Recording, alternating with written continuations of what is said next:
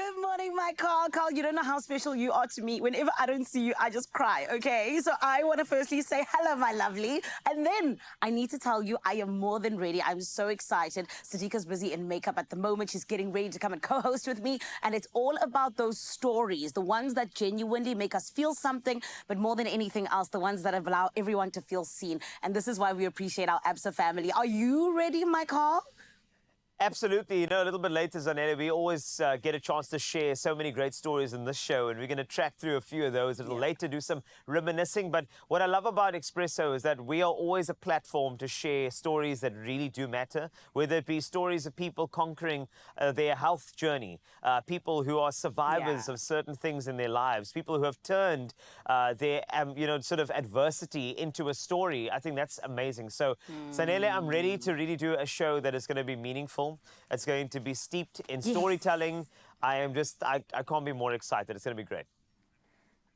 Oh, my God, I'm also super excited. And you know what? Thank you for starting us off on such a great note in terms of genuinely getting into what it is we do here. And I think that's why Absa and Expresso come together so nicely. We're all about the storytelling. We're all about letting people know what it is that each and every one of us goes through, but really giving it just the attention that it really deserves. But Carl, let's get into a little bit of fun with, some fashion, shall we? Absolutely. You know, on Expresso, we have our built-in Ken doll. In that way, and we get a chance to dress our own Ken doll today, but somebody far better looking than Ken, Ewan, is on the show this morning, and I think that it's important for us to get this man dressed so beautifully. What is up, my brother? Good morning, Zanele, good morning, Carl. So lucky to see you guys this morning, man. Happy Tuesday to you guys. And yes, I do need a little bit of help because to the untrained eye, you would say that I look good, right? But I can tell you now that I can look better because here's an opportunity, not only for me, but for you as well, to go about refreshing your wardrobe. Woolies has got a fantastic special running, 30% off all women's, men's, kids' fashion accessories and more. So we got put together 2 looks with items from this incredible special, and you need to help me choose which one I need to wear this morning. So we've got option 1 on my far left on that side, a beautiful stone mandarin collared shirt paired with a light blue reed denim shorts and these retro inspired sneakers to go with it. And then option 2, a beautiful floral print shirt on this side, navy chino shorts with retro sneakers, which I think would also look fantastic. So there we have it, option 1, option 2, and that's where I need your help. So what you need to do is log on to social media, go comment on which option you like, include that hashtag styled by Woolies, and while you're at it, maybe think a little bit about how you can refresh your wardrobe with this incredible 30% off special from Woolies. So looking forward to your comments, and I'll get dressed for you in just a little bit. All right, let's kick off the show with those official duties and get this Tuesday started, shall we? Let's do that indeed, and starting off with national news. Now, 6 cash and transit robbers were killed in a shootout with police last night in Laudium, west of Pretoria. A 7th suspect was seriously wounded. Police recovered unlicensed firearms and ammunition at the scene. Gauteng Deputy Provincial Commissioner Major General Fred Kekana said the suspects were traced through an intelligence operation which revealed their plan to rob a CIT vehicle. One of their vehicles was hijacked in Cleveland in December. The suspects are linked to multiple CIT heists nationwide. Kekana praised the police for their efforts. Now, staying in the country, President Cyril Ramaphosa insists last week's budget speech postponement does not signal a crisis within the government of national unity. In his weekly letter, he acknowledges the delay caused concern among South Africans, investors and financial markets, but believe it won't shake confidence in the GNU. He emphasizes that discussions are ongoing and sees differences between parties as part of a strong democracy. Ramaphosa stresses that no party can impose its will, reaffirming the coalition's collaborative nature. The budget speech is now scheduled for March 12. Now on to international news. American singer-songwriter John Legend, a winner of an Emmy, Oscar, Grammy, as well as Tony, the EGOT, as they call it, has defended his decision to perform in Rwanda, despite the country's involvement in the war in the Democratic Republic of Congo. Now, following his concert in Kigali, Legend stated that he doesn't believe in punishing the people of Rwanda for their leaders' actions. While some, like Grammy winners Thames, withdrew from performances over the situation, Legend emphasized his commitment to developing African touring capabilities, citing the importance of events like Move Africa, even amid ongoing conflict. Now, French President Emmanuel Macron declared that peace must not mean a surrender of Ukraine during a news conference with US President Donald Trump at the White House. Now, leaders met on the third anniversary of Russia's full-scale invasion. Trump insisted Europe, not just the US, must bear the financial burden of securing peace. Macron maintained Europe has upheld its responsibilities. Meanwhile, the UN General Assembly reaffirmed its support for Ukraine's sovereignty through the US opposed the resolution and proposed its own as well. And we end the bulletin on a very sad news note from the world of entertainment. Roberta Flack, the iconic Grammy-winning singer behind timeless hits like Killing Me Softly with his song, passed last night at the age of 88. Her death was confirmed by her publicist through the cause was not, the cause was not specified. Now, Flack had been battling ALS, which robbed her of her ability to sing after a diagnosis back in 2022. Known for her tender voice and classical training, she shaped the sound of 1970s pop and R&B. Flack's legacy includes classics that blended soul and rhythm and impeccable taste. Her influence spanned generations, and her music, especially The First Time I Ever Saw Your Face, will forever resonate with fans and be a part of every celebration we have for anybody within our own families. Rest in peace, Roberta Flack. That is it for news for now. Another update in 1 hour. Let's take a first look at our sporting action. Here's Ewan.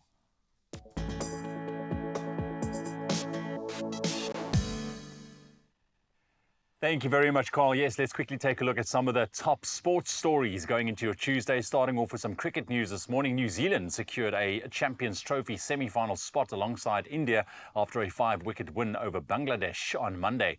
Rashin Ravindra's 112 and Tom Latham's 55 guided the chase of 237 following Michael Bracewell's 4-wicket haul.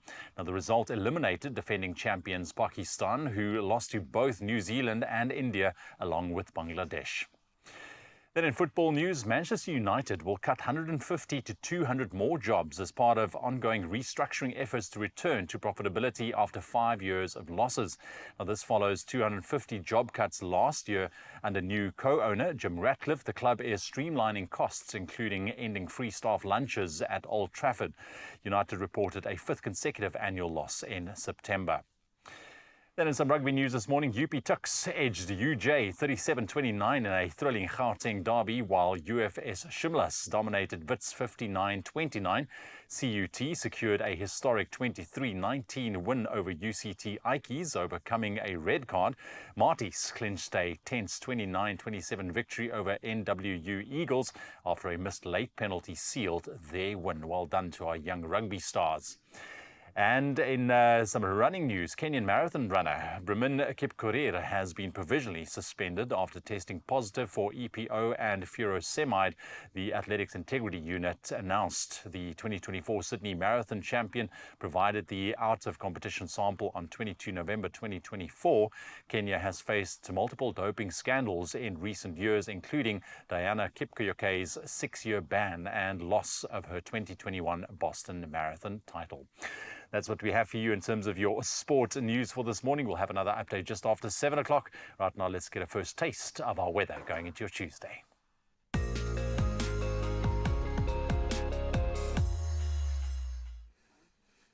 Let's take a look at what's happening in your weather this morning and hopefully make your day just a little bit brighter. Let's start off with what you need to take caution of, because you know the SA Weather Service always has our backs, and they've issued multiple warnings for today. A yellow level 2 warning has been issued for severe thunderstorms over northern and central Limpopo, bringing heavy rain, damaging winds, excessive lightning and hail with potential localized flooding. Another yellow level 2 warning is in place for extreme northeastern KZN, where disruptive rain could cause flooding in settlements and the roads. A yellow level 1 warning has been issued for damaging winds along the coast between Lambert's Bay as well as Cape Point, spreading to Cape Agulhas by the afternoon, posing a risk to sea navigation. Now, I always tell you we will be keeping you up to date with anything else that they have for us. But for now, I want to see what's happening on your side of life. And I want to say a huge shout out to Audrey from Gqeberha, who has sent us such a gorgeous sunrise view. Thank you, Audrey. You can expect 23 degrees Celsius today in GQ. And this right here for me just captures the essence of Gqeberha. You have done the things that need to be done, and we appreciate you. And Mzansi, this is where you come in. Come and show us what your sunrise view is looking like this morning right here on your Feel Good Breakfast show. Just take a young picture, send it through on the WhatsApp line 063 408 8863, and let's see what's going on. For now, though, what's going on with your temperatures? Let's give you the answer.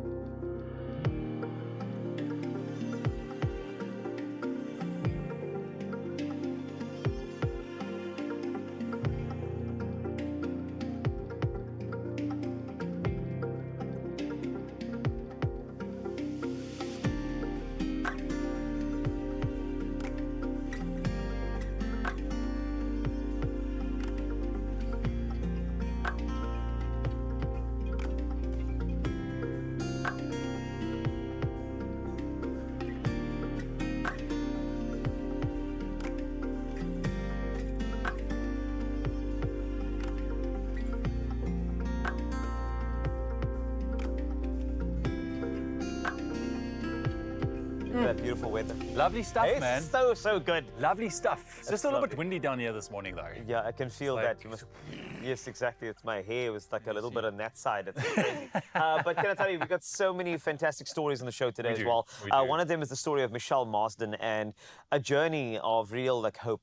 And Yeah. real survival. And I think, as we said a little earlier, we're going to talk about stories that are going to really matter to you throughout the entire show today. And that's one you want to sit down for, grab a warm cup of something and take a listen to. Yeah, man. It's Look, powerful. We've got a bunch of those type of stories. Yeah. That's what our theme is this Tuesday, stories of hope and resilience and overcoming. And Yes. we're also focusing on a story of overcoming addiction with faith and resilience. I mean, these Wow. stories, even if it doesn't happen in your own circles, this is still stories where you take that inspiration and you can apply some of that mindsets of some of these guests in your own life as well. So I cannot wait to hear them. It's It'll be really great. amazing. Yeah, that's the thing about it. You know, we are part of your circle. You and I, we are your friends. That's why we bring you the individuals. Zanele has got a lot of them as well in Joburg as well. So make sure you stay right there, get comfortable and ready for stories that matter on your Feel Good Breakfast show.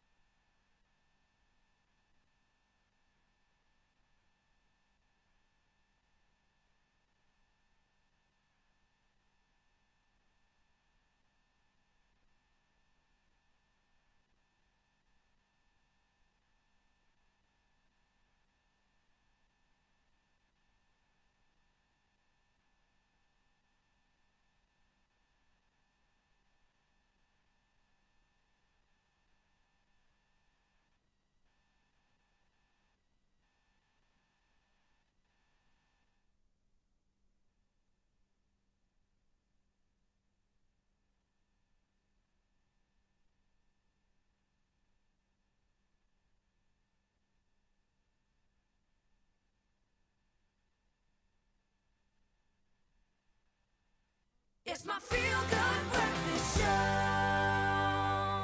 welcome back here on your Feel Good Breakfast Show. Indeed, we've only just gotten started, so if you are joining us, welcome, and let's get this day on the right note. Now, today we are celebrating how Absa has honestly just allowed all of South Africa and Africa to know that your story matters. So all throughout the day, we're going to be highlighting incredible stories, and one such story comes from a mother and daughter duo that genuinely doesn't just have faith, but also has resilience. And my friend, I'm talking about this beautiful family that has come together to fight addiction. And when we talk about genuinely understanding what it means for a mother and son to have that bond that no one else can understand unless you have it, this is where we are. And Wholehearted, a story of fighting addiction and honestly overcoming addiction with faith and resilience. We get to welcome today Nishani Ford as well as Joshua Ford. And we get to hear from Nishani as the mom to Joshua, how they overcame addiction, but more than anything else, how today they are standing strong and helping families all across South Africa. And friends, when we talk about Nishani, she's a TEDx speaker, an author, an advocate, and we get to hear this beautiful story because it does in fact matter. Everyone, let's welcome the Ford family. Hello. How are you guys? Good morning. Good, thanks. That's good. Guys, thank you so much for coming and sharing your story with us. I think it's always so important for people to be able to hear the different stories, to be able to see themselves even, but more than anything else, be able to understand as well. And Nishani, I want to start with you because you're someone who has genuinely done such an incredible thing with your life. I mean, from being a GBV survivor to being a mother to an addict, you now sit here being a TEDx speaker, being an author and advocate. Let's talk a little bit just about, what it was that kind of gave you the strength to be able to have those defining moments, but also use those defining moments to just push you forward. I think for me, the strength comes from love. I think if you're not operating from love, it's very difficult to have that. But the defining moments that came for me in my life were two. The first was the GBV moment. It was in 2007. I remember probably around 2 in the morning. And I got up and I wrote the poem, Set Me Free. And I looked across the bed into the face of my abuser and the father of my children. And I knew at that moment that that was the beginning of the end. Yeah. Took me 3 years to exit because I wasn't financially stable, but I had to have an exit plan. And so went back to studying at 36 and all of those good things. And then the other defining moment came when Joshua went missing for 2 days. So I'm one of those moms with the missing child posters. Sure. And when we eventually got him back home, he sat on the bottom of my bed and he said, "Mom, help me. I'm on heroin." And that changed my life forever. Sure. He was a baby. He was only 13 years old. Oh, wow. And Joshua, look at you now, all these years later, completely free of that addiction. Let's talk about that. What would you say were some of the lowest points of your addiction? And what made you decide that I want to turn my life around? So I think some of the lowest points of my addiction was my time spent in prison as well as on the streets and stuff like that. And I think the turning point for my life was my daughter. So I grew up without a father, and I wanted to make sure she didn't have to. That's beautiful.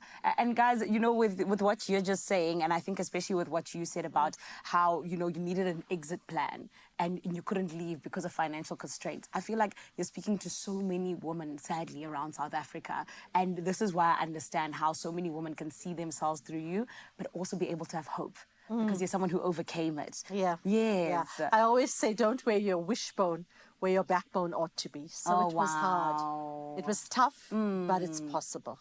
And with you saying it's possible, how did your belief system help you find purpose and strength, during those very tough times? Yeah, my belief system is centered in my faith in Christ. I'm a Christ follower. And really it is about being compelled to want to make a difference, to want to help others along the way, into kind of a wholehearted life, because so many people are walking around broken, and I couldn't stand it. I had the audacity to believe that I wanted everything in life: joy, peace, my health, my mind. And I fought for it. And I think hope for me is a big thing, because if you lose your hope, then like hopeless people are desperate people. Yeah, that's very true. I'm someone who genuinely believes in hope, and that's why I think it's so important for us to spread it and allow others to have it, you know, in any way that we possibly can. Yeah. And there are a lot of parents who are going through what you went through, Nishani. Just speak to us a little bit about, you know, what it takes as a parent to possibly see your child through something like an addiction. Well, firstly, addiction is hell. And I think that it happens. It's a pandemic in South Africa. Yeah. And it happens so much. It is a disease that is rooted in shame and in secrecy and in silence. And really, it's one of those things that that is so shameful. It ostracizes people. Yeah. It disconnects people. And to see my son going through that, it's sheer hell as a mother. Yeah. It's absolute hell. And I can imagine, Joshua, for you, it was difficult as well. You know, there are people out there who are sadly struggling with addiction right now. And before we get to Wholehearted, and I think it's a book that's people are going to go out and buy it even more now because they understand exactly what the story is. But Joshua, what advice would you give to anyone who's struggling with addiction right now? Not to give up and not to be hopeless. I mean, I think I was known as the hopeless case, even to a lot of rehabs. Didn't see a way out for me. I didn't see a future for myself because all I knew was addiction. Oh, wow. And you're going to bump your head and fail a few times. Just don't give up. Yes. Wow, guys. I'm so excited for you to just continue changing lives because I feel like that's what this book is doing. Let's get into it. What do we need to know about Wholehearted and how does it open people up? Yeah. So when Joshua sat on my bed and he was 13 years old, it took us on a 10-year downward spiral into his addiction, which was sort of 7 rehabs, 22 failed overdoses, and 4 hospitalizations, long-term hospitalizations. And while he got all the help that he possibly could have, because there are people around him that could have helped him as an addict, there was nobody around me as the person who loved an addict and around our family as people who loved addicts. And there was no help for us. And we were kind of left on the roadside, you know, like Samaritan. And so Wholehearted, the book, is not just a story, but it is a resource for people who love addicts, who also need to heal, who also need to have a journey through this trauma because it is so traumatic. Yes. And in terms of you just wanting to really share your story, is it because of that where you felt like you had no one and you want, you know, a little bit of something that's going to help people to understand that they're not alone in it? They're not alone in it. I think the opposite to addiction is sobriety, but it's also connection. Connection to yourself, connection to your God, and connection to each other. That's beautiful. Nishani and Joshua, thank you so much for coming and sharing your story. Of course, you guys are incredible. I mean, it's one thing to go through a journey like that, but it's another to take it and then want to help others with it. So your story matters already just on its own, but you're making other people's stories matter even more because of how you're impacting them. So thank you so much. Thank you. Oh, my word. This is what it's about today, Expresso family. This is where we get to have the moments together of really understanding what the story is of our fellow man, what they've gone through. And just, I think the most beautiful thing is also getting to know just how much your story is able to impact someone else's life. It is Wholehearted. It is, of course, a story of overcoming addiction with faith and resilience. You can get the book absolutely anywhere. And this is where we say it is always so incredible to see people be able to take their pain and turn it into something that helps others. There's so much more still to come here on your Feel Good Breakfast show because we are getting into more stories throughout the day. But right now, I want to cross over to Cape TZ Foshizi. Ewan, what's going on? Thank you so much, Zanele. Beautiful story. And like you rightly said, more of those stories will be unfolding right in front of your eyes on your TV screens as we go further and deeper into this Tuesday morning. But right now it is time for Pharmacy of the Week, where we celebrate the dedicated professionals shaping healthcare in our environment. Now this week, we are going to be shining that spotlight on Village Square Pharmacy in Bethlehem, proudly brought to you by Adcock Ingram OTC, sponsors of Brave.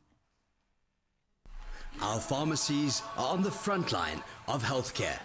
This is Pharmacy of the Week. What differentiates a pharmacist and a pharmacy from the other professions in this healthcare system is your accessibility. The door's open, so you don't need an appointment. You come in and you're going to see the professional in no less than 10 minutes' time. Irrespective of the patient's socio-economic status, You have to treat that patient with the dignity and the respect he deserves. Irrespective if he's got 1,000 rand in the bank or 5 rand in the bank. You want your patient to have the satisfaction of being healed or to be sorted out in his dilemma. If you centre it on your patient and his care, that's important.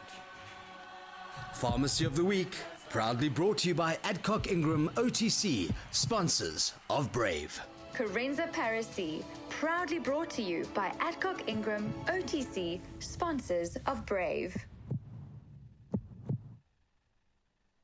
Thank you so much to all those incredible pharmacists who can really tell stories about an entire community. They are the solace and the support that we need. And you know what? Sometimes you need some good stories to give you a little bit of support no matter what you're going through. So what I'm going to tell you now, Michelle Mden's story is powerful. Michelle is here, ready to share, a 2-time cancer survivor and somebody who is a super mom, in my opinion. And we'll be chatting to Michelle in the next few moments. Plus, we get to dress you in today and we reveal the look of the day in the next few. So make sure you stay there, grab a cup of coffee and join us in the next few minutes right here on your Feel Good Breakfast Show.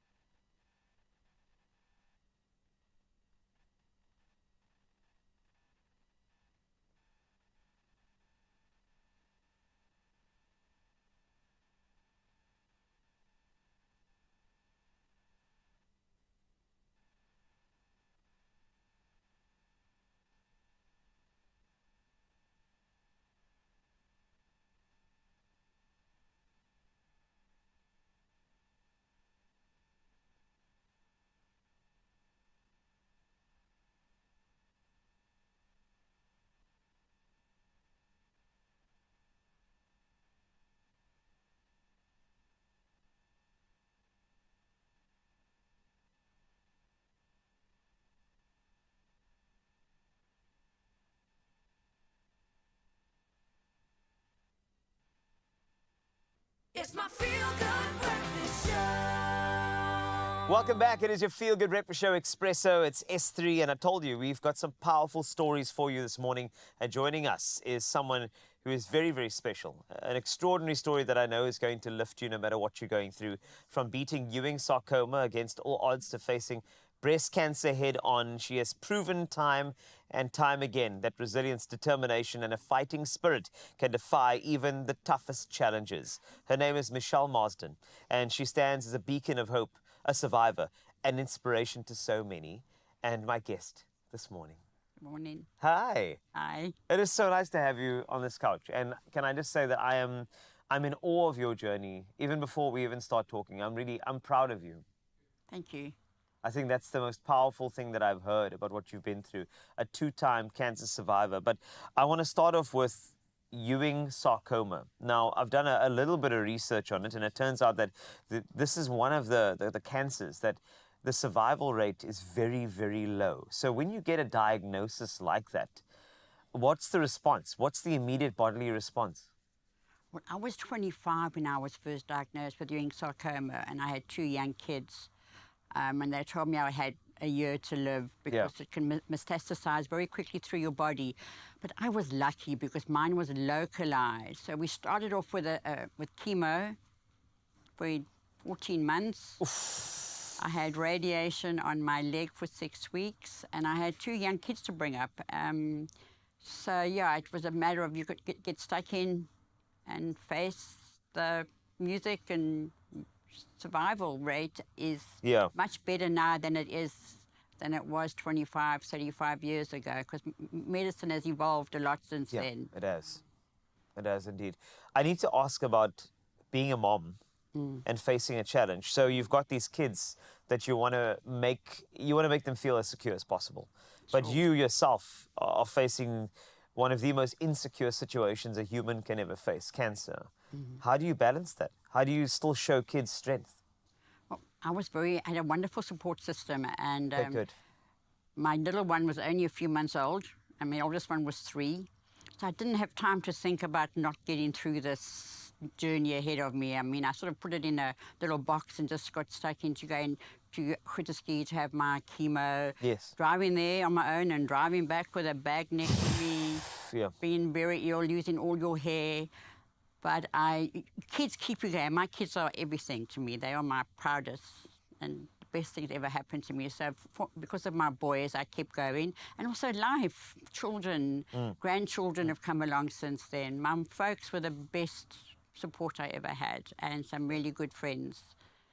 So Ewing sarcoma, it's quite a rare form of cancer. Just a quick one on what it actually is and how it differs from, I'm going to say, sort of the traditional cancers, so to speak.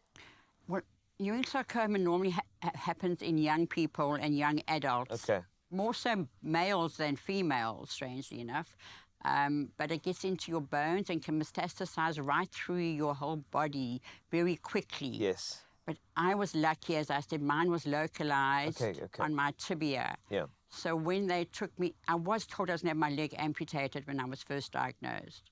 So when they took me in for surgery, I was lucky enough that the tumors were on the leg, and they were able to scrape it off. So they scraped off the tumors, and I had, as I said, radiation for 6 weeks, which killed the cancer. Yeah. But it also killed my bone years later.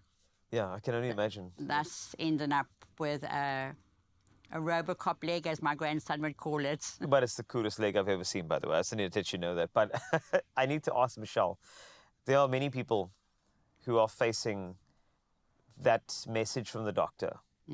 Many people who get the news. And somebody who has fought this thing twice. I need to know a bit more about how you can take that sort of news. I mean, how does one even handle that? Are there tips, hacks that you can offer somebody who perhaps have recently got their diagnosis? Wow. When you get told you've got cancer, as my dad used to call it in those days, God bless him, the big C, he would never use the word cancer. But it's scary. It's very scary. Yes, it is. And it's hard, let me tell you. But I think it's harder for our families and friends to deal with as opposed to the patient, because we understand a little bit more when the doctors explain things to us. People are too scared to ask you questions, or they tend to shy away from you. Some of your friends don't come around anymore because that word cancer, they almost think they could get it from you, but you know they can't. Yeah. But you just have to face it head on. It's scary. It makes you sick as a dog. It's hard. But I had the strength to get through this because I have so much to live for. Do you think that's a key part? Is that in that moment when you're receiving the news, do the human thing and respond, but start thinking about all the things that you have to fight for, the things in your life? Straight away. I mean, within weeks or months, I actually put that, never thought of death, not once. I put it in a box and put it away because I've got these kids to bring up and no one's going to bring them up except me. Yeah. I was going to be the mom, and I brought them up. And my youngest will be 38 in August, and Mark's 40, and I have 2 beautiful grandkids who are 8 and almost 6. That's so amazing. they are all my reason for living. And I love life. Wine farms, Cape Town. I mean, what more do you want? I love that you said that. I love that. You are a massive inspiration, and I think the next step is, I would say, I'm looking forward to the book, Michelle. Everyone keeps telling me to write a book about my story because it's been quite a roller coaster since I was 25. I'm now Yes, Yeah, doesn't that's matter. fine. You're now 26. Yes, but Well, yeah, reverse it. yeah, exactly. I honestly think that it's a story that I think has got more dynamics because it's Ewing sarcoma. It's also the breast cancer that we didn't get a chance to touch on, but I think the thing is there's so many things about your story that has focused your survival. It's focused the way you've lived your life. And people need to hear that every day because people are facing different types of cancers in their life. That's right. It doesn't necessarily have to be Ewing sarcoma, but some people are going through it. Yes. And it's chronic. And they need to wake up every morning with your attitude. And I think maybe just as a last bit of inspiration for anybody who's struggling with their own version of illness, cancer, lack of motivation, what do you want to tell them right now to just get up and fight for what they believe in? Show up. Put that makeup on in the morning when you get up. Face, look out. And I'm just so grateful for what I have. I mean, I lost my leg 2 years ago, but that was the best thing that ever happened to me. Losing your leg was the best thing that ever happened to you? Yes. Because I was in so much pain because of the Ewing sarcoma and the operation that having a cut off, I got my life back.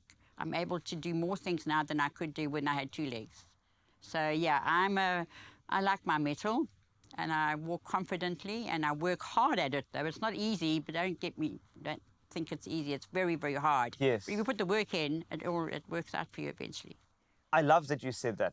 I am so inspired because the thing is, what you said was you didn't lose a leg. You gained metal. Yeah. And that's important in terms of the vocabulary that you use when you're going through it. People are thinking about loss, and I lost this and I lost that. But talking about gain, I think that's so powerful. I got my life back. Yes, you did. I did. And you look fantastic, by the way, Michelle. And thank you very much for sharing your story and your inspiration. It is wonderful. 2-time cancer survivor. Somebody who has now gained metal. I think there's a book coming soon, but we'll keep tabs on that. But Michelle's story, I hope that inspired you. Many more stories to come on your Feel Good Breakfast show, so make sure you get yourself ready. Plus, the story as to what we put you in is the next one we're going to focus on in the next few. Oh, man, I absolutely love it when we're able to have such incredible stories getting the shine that they deserve. What a beautiful one to get us inspired this morning indeed. Carl, thank you so much to you and our beautiful guest. And you, Mzansi, you were the ones, like Carl said, that are able to absolutely put out a story for you and in terms of what he's wearing today. And I am so excited for us to see what our Ken doll is in. So you had 2 options. And of course, it was the Stone Mandarin College shirt option, which was option 1, and option 2 was the airy floral shirt that was paired along with something lovely. Now let's take a look at what it is you had to say on social media using hashtag Styled by Woolies, because you know Woolies always has our backs when it comes to style. Starting off with Jennifer Hinkerman, who says, good morning, option 1, clearly straight to the point. Jennifer wasn't wasting any time. Basitsane says option 1, hashtag Styled by Woolies. Marlene Sami says, good morning, Expresso family, option 1. And Shireen Abrams says, good morning, Ewan and the team. Happy Tuesday. I choose option 1 for you and the casual look. Thanks for a great show every day, team. Have a super day. Lots of love. Oh, you have a super day, my beautiful Shireen. Thank you so much. And this is where now we get to see what does option 1 look like that you've chosen for Ewan. Ewan, I need you to do a grand reveal and do a little bit of a strut for us. Please. There we go. Show South Africa. Thank you very much. Can I can I just Yes. say that to every single person who commented on our fashion poll this morning, respect, Yes. because you know what you're talking about for sure. Yes. Look, both options were great, but option 1 was me. You see what I'm saying? You see what I'm saying? So I'm feeling this outfit, Zanele. It looks good. I'm loving this Mandarin College shirt, the stone color as well. The light re-denim shorts is also absolutely fantastic. Such a good fit.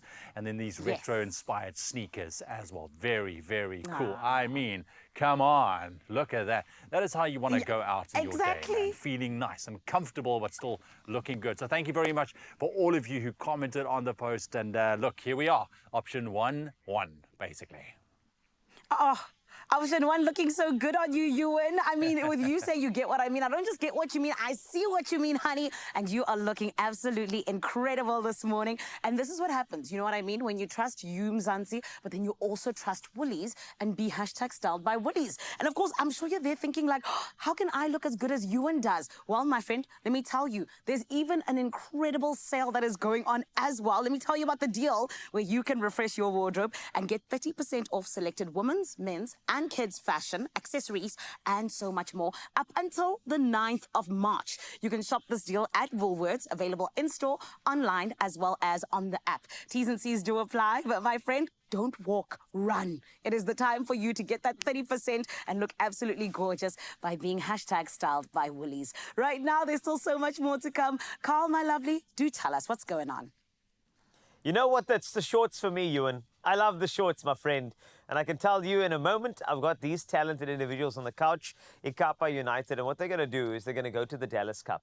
And how are we going to get them there? We're going to raise some funds. And Paxton has decided to help iKapa get to the Dallas Cup, which is great. Plus, these boys are going to show off their footy skills. And the great thing about a community and a community sports club like iKapa is that we've got to look after them in any way we can. So if you are a company, if you're an investor, if you're someone who would like to help, I suggest you listen in the next few minutes as we try to get these talents, future stars of our national team, to the Dallas Cup.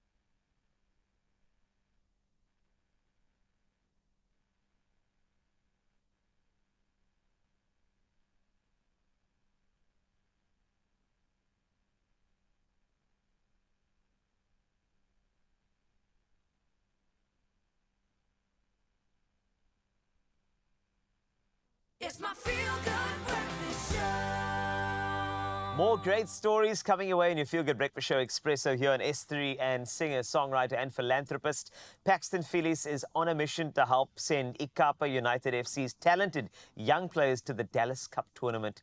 She's joining us alongside some of these super talents. I can see in their faces that they are future Bafana stars. I can just tell. We've got Leroy, we've got Josh, we've got Keenan from iKapa United FC. I'll introduce you to them in the next few. But first and foremost, long time, Paxton. We need to stop meeting like this. Look at this, man. I mean, we're terrible friends. We're just like, now we all just meet in interviews. That's terrible. But I think the great thing is to hear how well you're doing and how much you're paying it forward. And I think of somebody who is such a phenomenal singer and songwriter, but then also looking after a community, which is probably the best song you'll ever sing. It is. You know, and I think that's why. So let's talk about iKapa United FC. Why this club? Why do you want to get them to the Dallas Cup? I think this one hits close to home because I can relate to their story, and also we're from the same community, which is amazing. And the goal for me has always been to inspire, to motivate. And who better than the youth, because they are our future. I think that this is a dream worth investing in, and their story is so inspiring, and we just hope that they will continue to inspire others, no matter what the outcome. But yeah, this one is close to home for me. Yeah. I can tell because these are football idols, and they're coming out of Lavis, and that's important, right? Absolutely. So you got to have a story that's very similar in some ways. But let's chat to the boys. You know, like you, Joshua.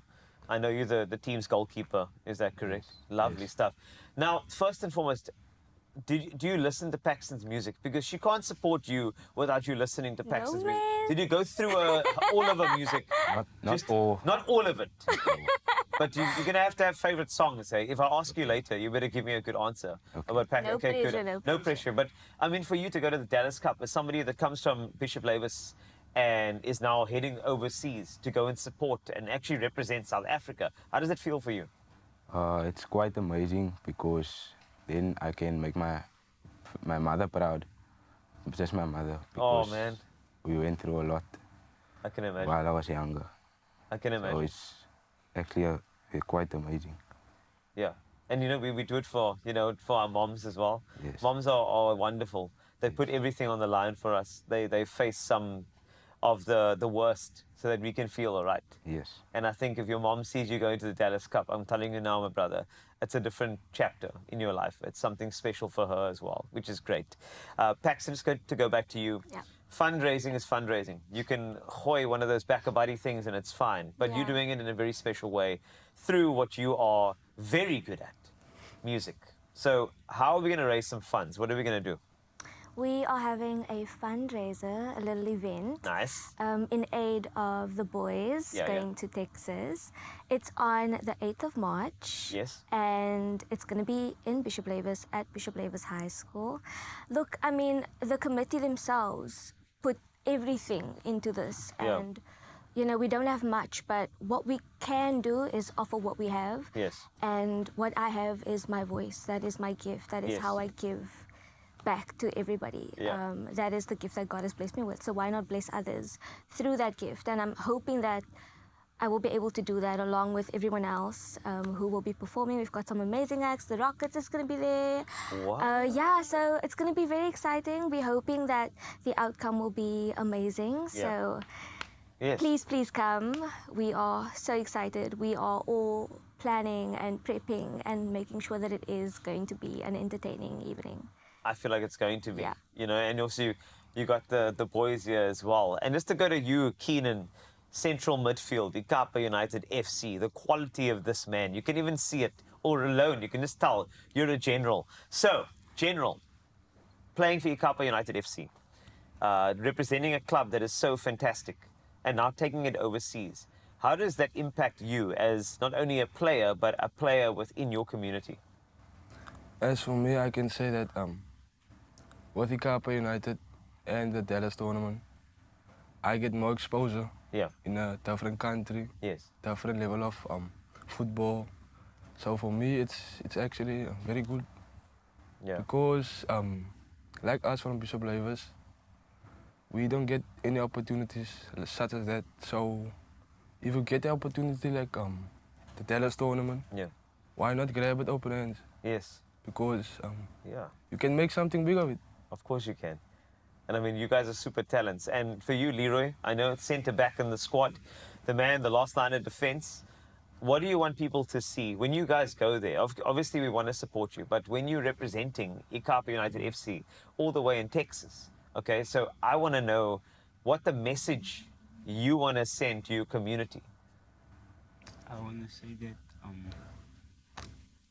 I come from a small community. And we don't get opportunities in the community love. So you want to tell them at least that you're taking an opportunity, but the message for all of you, you know, is that you're telling people who think that they can't, that they can. You're telling people that you may come from Bishop Lavis. It doesn't mean you have to stay and think that that's all your circumstance. I think that's the beautiful thing about being ambassadors with football. Such a beautiful sport is that you get a chance to send messages through your success. And that's what's going to happen when we send you to the Dallas Cup. and we're going to send you. So now the investors, this is where you come in, okay? This is Paxton. I know you listen to our music on repeat. I do as well. But now we have to put our money where our mouths are, right? 8th of March, Bishop Lavis High School. We have to be there for you. That is the dream, right? And that's the hope for you. Yeah, I've got a Backer Buddy link. Love for it. those who are not able to make it. Yes. Please feel free to donate, whether it's R1, whether it's $1 million, which we would appreciate. $1 million. $1 million only. The Thank you. Backer Buddy link is in my Instagram bio, @PaxtonPhillies_. But if you can make it, I promise you it'll be worth your while. It definitely will be worth your while. Okay, we're telling you this right now. Look at these talents over here. Support the future. We've got to support players like this now. We can't wait for the success of AFCON or World Cup. No, we support you now. That's the most important thing. Paxton, thank you for doing this. You're a star. You are stunning as always, but this is such a great cause, and we have your back all the way through. Thank you. Lovely. Thank you. 8th of March, please support, and remember, $1 million. Let's think about that first. Please donate.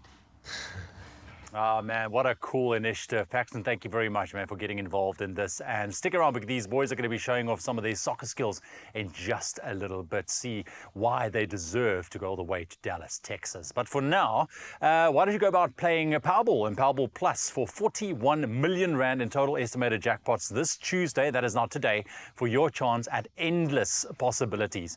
You can't miss out on this one. Play Powerball for an estimated 19 million Rand and Powerball Plus for an estimated 22 million Rand today. So what you can do is you can buy your tickets now in store on the nationallottery.co.za website, the mobile app, cell phone banking, or simply by dialing *120 *7529# if you want to enter via USSD. And as always, we have posted all of those details on our Expresso social media pages, so you can go and check them out. But make sure you ponder, push up, play Powerball and Powerball Plus for 41 million Rand in total estimated jackpots today. And you could win big. This could be your payday. Make sure you go play now and do so responsibly. All right, we're going to take a very quick ad break. Let's hear from Zanele. What is coming up, Zanele? Oh, we got so much still on the way. I'm going to be sharing a little bit about my stories that I feel like really matter. Why? We are celebrating Absa's campaign, Your Story Matters. And then also on the way, we get to know a little bit more about Anile Zondo's beautiful Giving Get Together. Trust me, you need to hear about it. We're going to take a short break, and when we come back, a whole lot more right here on your Feel Good Breakfast Show.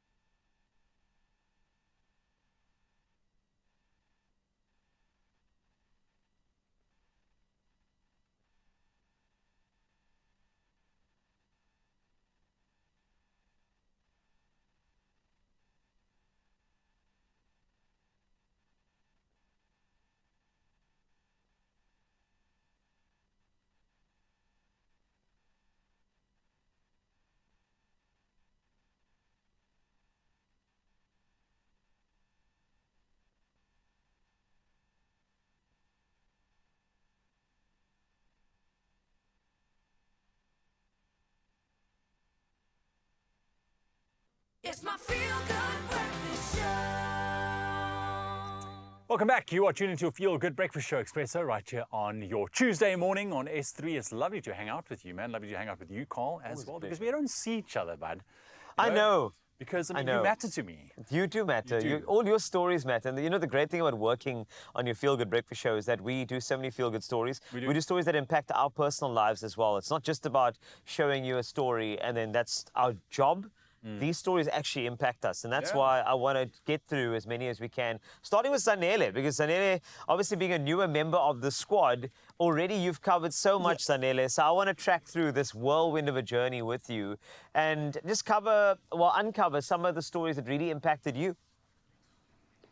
Oh, guys, I love being part of this family. I can tell you, yes, because it's fun. Yes, because we get to come here every single morning and make South Africa feel good. But we also know it is all about those stories, because at the end of the day, that's what we are, right? We are our stories. So can I give us your very first one, which is for me? Yeah.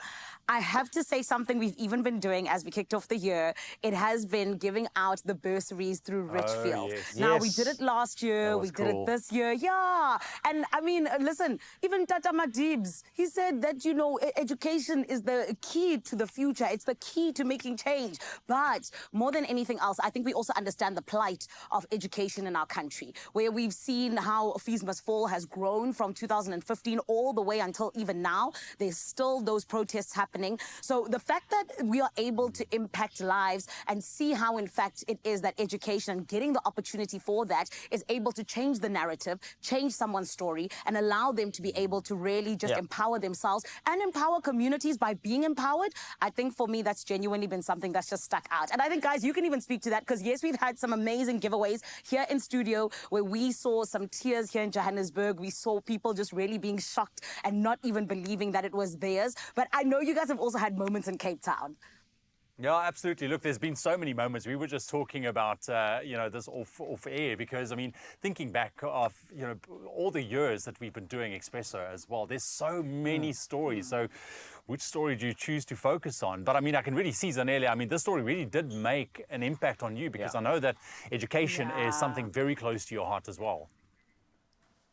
100%, 100%. And I think it's mostly because there's so many young people in South Africa who sadly don't have the opportunity to go to school, who don't have the opportunity to get qualifications because of those financial constraints. So, you know, just being able to see Expresso and Richfield coming together and allowing that to be, you know, something that's changed for even just a couple of people, I think that's one of the most beautiful things. However, something else that happened, which is more on a little bit of a personal level. I mean, Carl, like you said, I'm still a little bit new to the family. I'm a little bit of a baby here and there. And I genuinely couldn't believe it last year when I turned 30 years old and the Expresso family had gone all out. I mean, from everyone in Cape Town coming together to really just put this beautiful insert on and just allow me to be, I guess, loved up on by my Expresso family, but also my loved ones.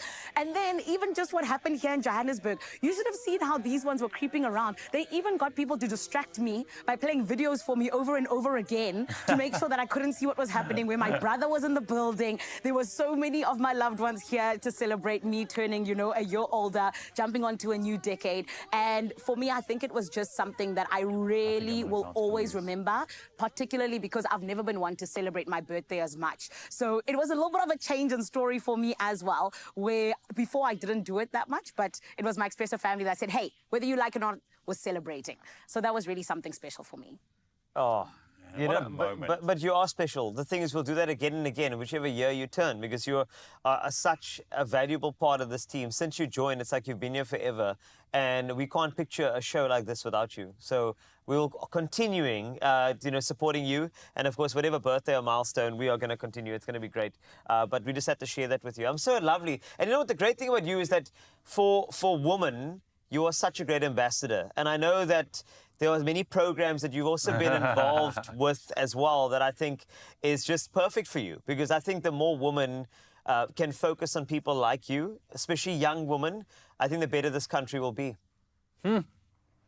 Thank you so much for saying that, Carl. And I genuinely am just a product of, yes, my family and yes, all the people around me, but I'm a genuine product of people like you guys. So thank you for being part of my story. You make my story better, and I love you guys so much. We love you more, we really do. And thank you for sharing. These are fantastic stories, and we'll continue. In fact, a little bit later, you and I'm sure we'll share some of our stories that impacted us on this particular show. I know you've got news stories to get to as well that you may want to get to, which is very important. Please feel free. But Zanele, I know that part of the programs that you've been, I know Empowered, Women Empowered, remember that one? I remember you were part of that as well. Yeah. That impacted you too, right? It definitely did. Oh my goodness. Guys, I was so scared that day. So the guy gets here, right, from Empowered. And he was like, Zanele, you're going to break a wooden block. I said, never. Yeah. I said, I can't do that. Let's take it out the script. I didn't even have jurisdiction to do that. But I was like, I can't do that. It's going to look bad on television. Yeah. And he was like, listen to me. You can do this. And genuinely, before we did it, he said to me, and he was like, Zanele, you don't understand the feelings you're going to feel once you do it.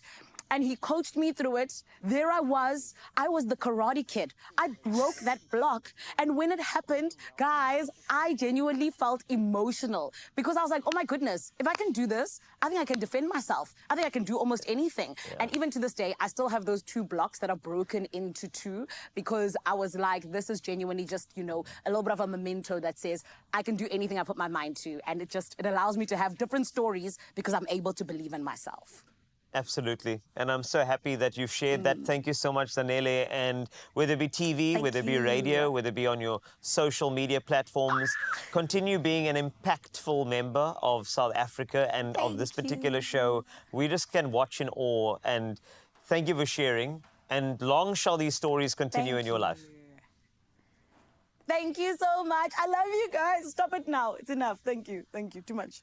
I told you, this is going to be an impactful morning of a lot of great stories, as you can hear. But on to your news stories, here's Ewan. Thank you so much, Carl. 2 minutes past 7 o'clock. Let's quickly take a look at some of those impactful news stories leading our Tuesday. Starting off with your national news, law enforcement agencies have arrested 2 suspects linked to the theft of the historic Groot Constantia brass bell dating back to 1814. Now, reported missing in September, its theft prompted an investigation led by Deep River detectives with support from the Hawks' Wildlife Trafficking and Cultural Heritage Unit and Constantia Watch. Now, while the bell clapper was recovered in November, the bell remains missing. Groot Constantia urges anyone with information to contact the police, offering a 20,000 Rand reward for its return. And 6 cash-in-transit robbers were killed in a shootout with police last night in Laudium, west of Pretoria. A 7th suspect was seriously wounded. Police recovered unlicensed firearms and ammunition at the scene. Gauteng Deputy Provincial Commissioner Major General Fred Kekana said the suspects were traced through an intelligence operation which revealed their plan to rob a CRT vehicle. Now, one of their vehicles was hijacked in Cleveland in December. The suspects are linked to multiple CRT heists nationwide. Kekana praised the police for their efforts. Making international news, Hamas yesterday stated it will not engage in further talks with Israel until 620 Palestinian prisoners are released. While Hamas freed 6 Israeli hostages on Saturday, Israel has delayed releasing hundreds of prisoners as part of a ceasefire agreement. Now, Israeli Prime Minister Netanyahu's office expressed dissatisfaction with the handover ceremonies, calling them humiliating, while the United Nations also condemned them. Netanyahu warned that Israel is prepared to resume military action in Gaza and expand operations in the West Bank. The first phase of the ceasefire expires next month. An American singer-songwriter, John Legend, a winner of an Emmy, Oscar, Grammy and Tony Award, has defended his decision to perform in Rwanda despite the country's involvement in the war in the Democratic Republic of Congo. Now, following his concert in Kigali, Legend stated that he doesn't believe in punishing the people of Rwanda for their leaders' actions. Now, while some, like Grammy winner Thames, withdrew from performances over the situation, Legend emphasized his commitment to developing African touring capabilities, citing the importance of events like Move Africa, even amid ongoing conflict. And still going strong more than a year after its launch, the Community Action Partnership Skills Development Program continues to make a significant impact on youth in Swellendam and Cape Agulhas. Now, with 200 motivated participants, the program addresses the pressing issue of youth unemployment in rural areas where nearly 60% of young people are out of work. Now, by providing hands-on training in digital literacy, job readiness, and fields such as administration and digital marketing, it's equipping these young job seekers with valuable skills for the future. And I love that. Now, thanks to local businesses and educational partners, internships and mentoring are opening doors and creating lasting opportunities for brighter futures. More of these initiatives, please. That's where we leave your news headlines for the 7 o'clock bulletin. We'll have a final update for you at 8. Carl is standing by with your sport.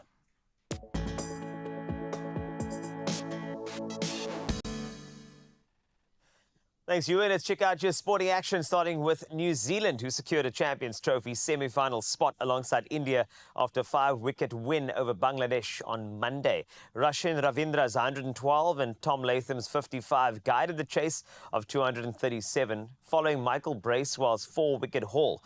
The result eliminated defending champions Pakistan, who lost to both New Zealand and India, along with Bangladesh. On to football. Manchester United will cut 150 to 200 more jobs as part of an ongoing restructuring effort to return profitability after 5 years of losses.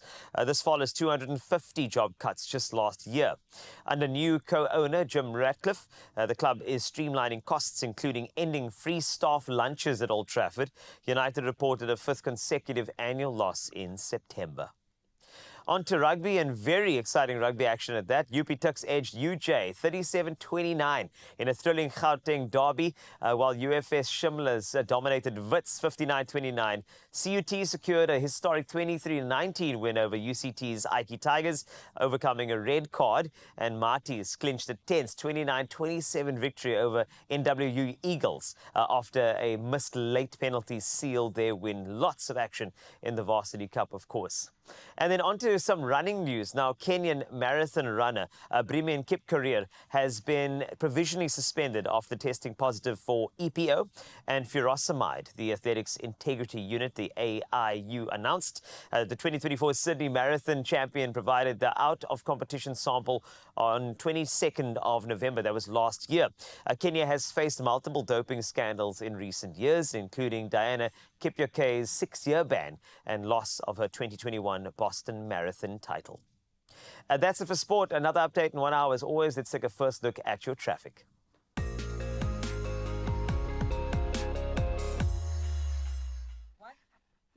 Let's guide you through the roads to make sure you get to where you're going, not just on time, but safely. Firstly, in Gauteng, Johannesburg, there's been an accident on the N1 northbound before Beyers Nordia Drive. The right lane is obstructed, so please exercise caution when making use of the affected route. Then still in Gauteng, Benoni, motorists are urged to drive with extreme care, please. There's been an accident involving a minibus taxi on the R21 northbound after Benoni. The left shoulder is closed as a result, and wherever you're headed this morning, you can tell that things are a little bit hectic, so please do try and arrive alive and be safe. For now, let's try and check out what's happening with your weather.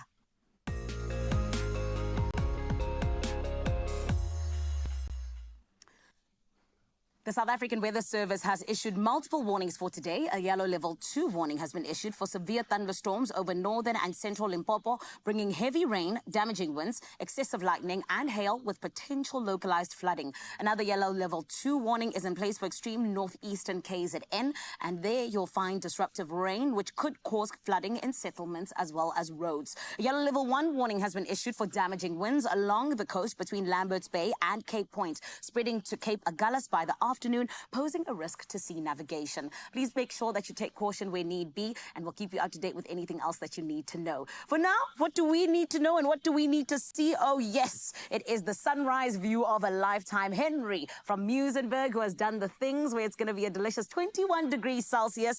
Henry, what do you mean? You know, this looks like photographer vibes. You know what I mean? This looks like you took it on like a 56,000 megapixel. It's absolutely stunning. The rocks, the sea, the sun. It's absolutely absolutely gorgeous. And we appreciate you, Henry, for blessing the nation. And Mzansi, this is where you come through. 063-408-8863. Let's show the rest of the country what you're waking up to. Just snap the picture, send it through on WhatsApp, and let's do the things that need to be done. For now, let's check out what's happening with your temperatures.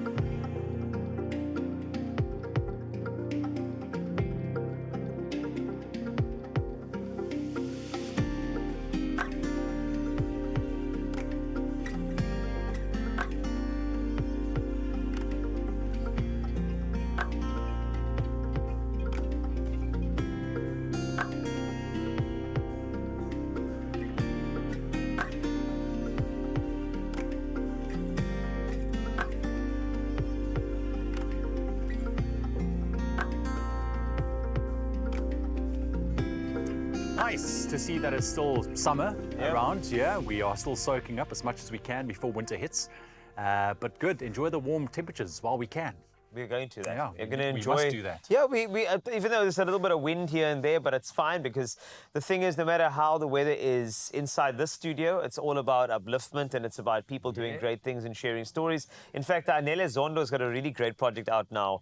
It's a giving get-together, and Zanele's going to learn a bit more about that, and it's going to be fantastic. It's nice to hear people with influence using their influence to impact, and that's what's going to happen. So that's cool. Yeah, such an inspirational morning. And then we met them earlier on, or some of them as well, iKapa United FC soccer boys, and they have this dream of participating in the Dallas Cup in Texas, my friend. And Paxton is jumping on board and she's helping, but we're going to be showing you their skills, or they're going to be showing us their skills. They've got some incredible footy skills. They're busy warming up right now, as you can see, or hear as well. These boys are fantastic. So get out there, support Bishop Labors on the 8th of March. Tickets at the door, only $50. It's going to be amazing. So let's help their dream. But let's see their footy skills in just a bit after the break.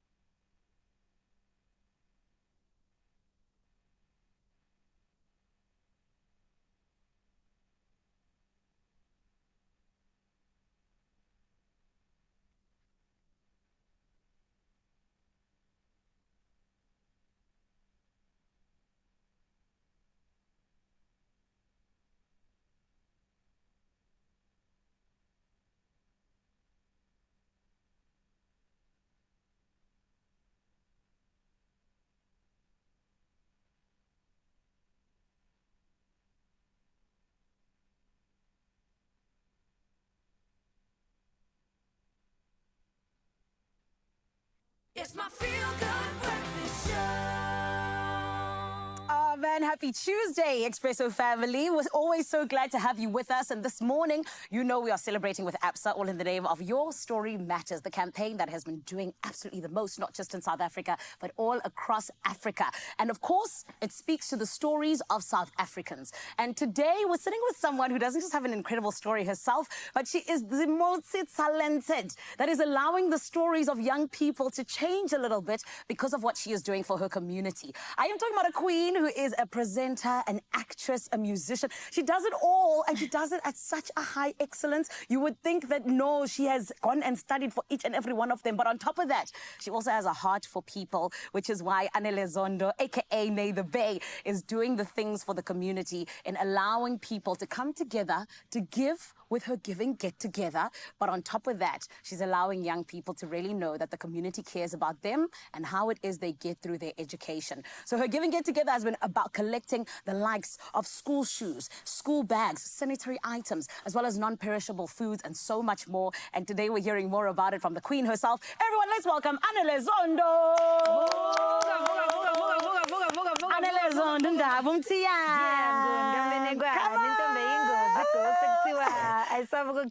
my queen. And uyingozi when it comes to the beautiful heart that you have, my babe. Thank you.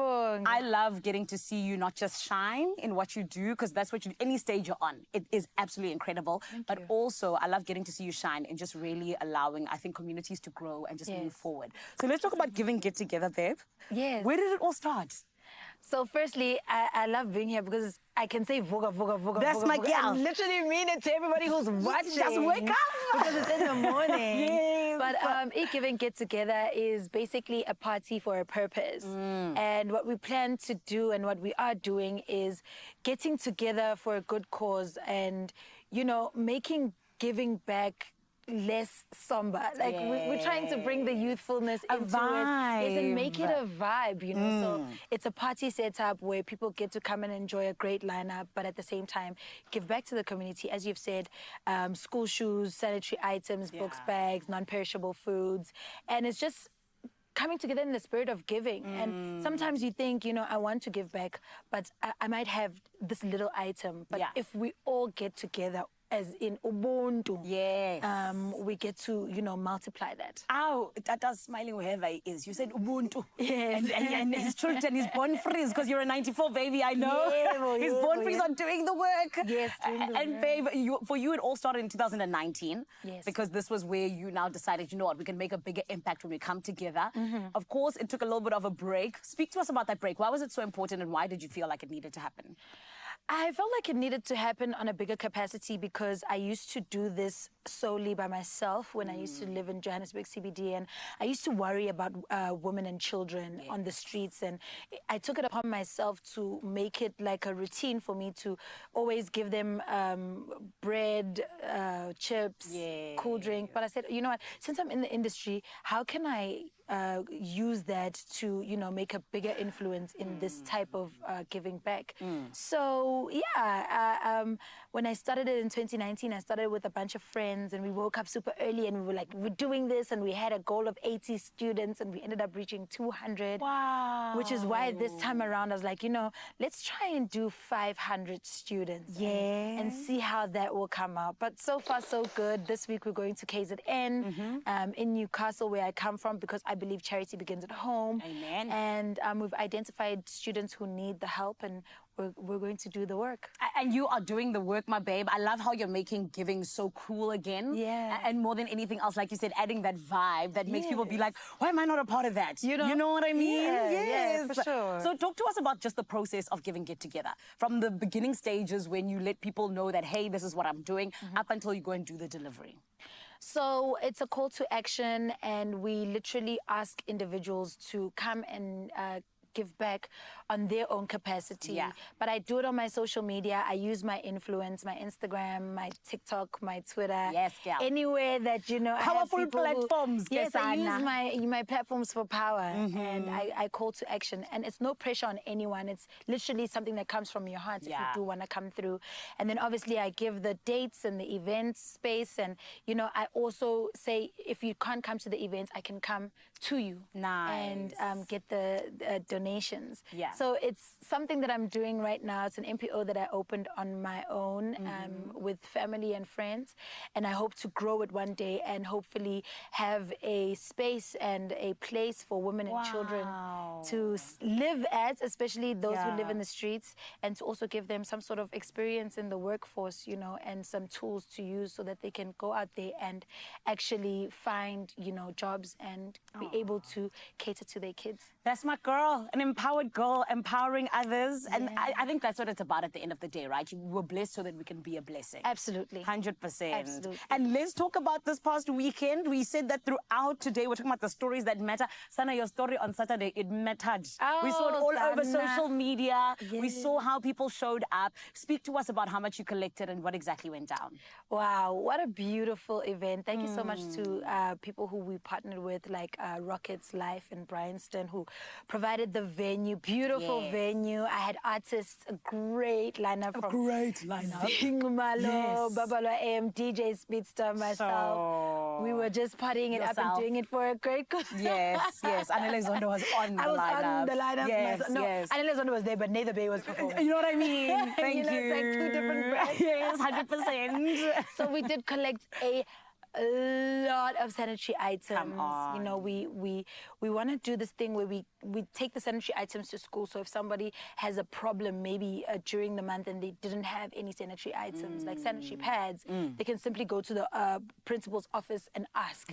So that's something that I want to do like across KZN, and it's not just the specific schools in Newcastle. So we were able to get about a 20% of our goal. Beautiful. But we still are looking for more, and as the year goes by, we're planning on rolling out the 500. So beautiful. That's great. Okay, so then tell me, if I want to donate, what can I do now? I'm in Johannesburg, I want to donate. Okay, cool. So there's a giving_get_together page on Instagram. Please visit the Instagram page, and if there's something that you'd like to donate, just text us, send us a DM there, and there's all the details on the actual page, and we'll get in contact with you and come through. Beautiful. As an Expresso family, we would like to add to it 2 pairs of shoes and some sanitary items. Thank you Just so much. Just because we can, okay? Thank you. We love you so much, Mama. Thank you, Mama. Congratulations on everything that you're achieving. And I think it's always so beautiful to see someone who has not just grown, you know what I mean, in the industry, but also has become a role model and a leader, now actually show others what it's about, to be an example. So thank you so much. Thank you so much. Thank you, Mama. Thank you. It's Anele Zondo, aka Lay the Bay, with her Giving Get Together, all about making the difference in the lives of young people in KZN that are in need and possibly might be, hopefully, impacted by you. Remember, it's giving_get_together on Instagram, and you can go and make your donation there. For now, as we continue this beautiful story of what exactly is happening all throughout your Feel Good Breakfast show, I need to check in on my family in Cape Town. Ewan, are you just feeling so inspired this morning? Because I know I am. Everything is inspiring this morning, Zanele. Thank you very much. But yes, as promised, right now we have the young gentlemen from iKapa United FC, and they have a brilliant opportunity to go all the way to the Dallas Cup to participate there in Texas. But they need your help to get there, and that is why Paxton, one of our absolute faves, jumped on board, organising a fantastic evening of entertainment at the Bishop Lavis High School, the 8th of March. Tickets only $50. So pull through on the 8th. Put it in your calendars right now and support this incredible team to go and realize their dream of playing all the way there. It's a fantastic opportunity. And right now, as promised, some footy skills heading your way. Boys, are you ready? Yes, right, sir. so I've got Dwayne and Xavier here who's going to take us through and telling us exactly what is going to be happening, because I've got to ask you, Dwayne, like, aside from schoolwork, right, how much time do you spend on practicing your soccer skills? Like 2 to 1 hour. Wait, 1-2 hours a day. At least 1 to 2 hours a day, on top of everything else, my friend. That's noteworthy. Okay, what are you guys going to do first for us? we're gonna do passing drills first, and then we're gonna go keep the ball in the air, and then we're gonna we're gonna do basic skills that we do in the game. Fantastic. All right, floor's yours. Let's have a look. Let's have a look. I will stand on the outside.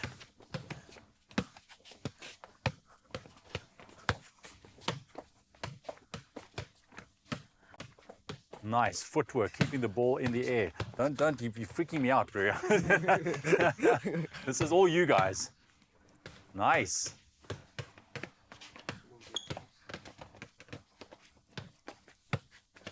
So is this what you guys also do, like before a game, practice, warm up to get, you know, eye-foot coordination going on? Yes. That's it. Nicely done. Nicely done. Good catch. I was going to call handball, but no. Fantastic. Easy, all right. And you said some passing skills as well. Yeah. Let's see those passing skills.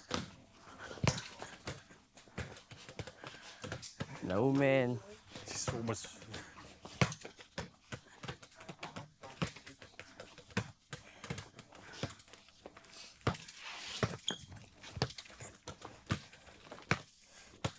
Nice, it's the rolls, it's the flips, it's the stops. I see what you're doing. I see what you're doing. All right. Let's see. So before a big match, is this what you guys also would focus on, just to get yourself warmed up and make sure that you guys are on point for the game? All right, what else have you got for us? Come rondo. Come rondo, let's see. Ah, okay.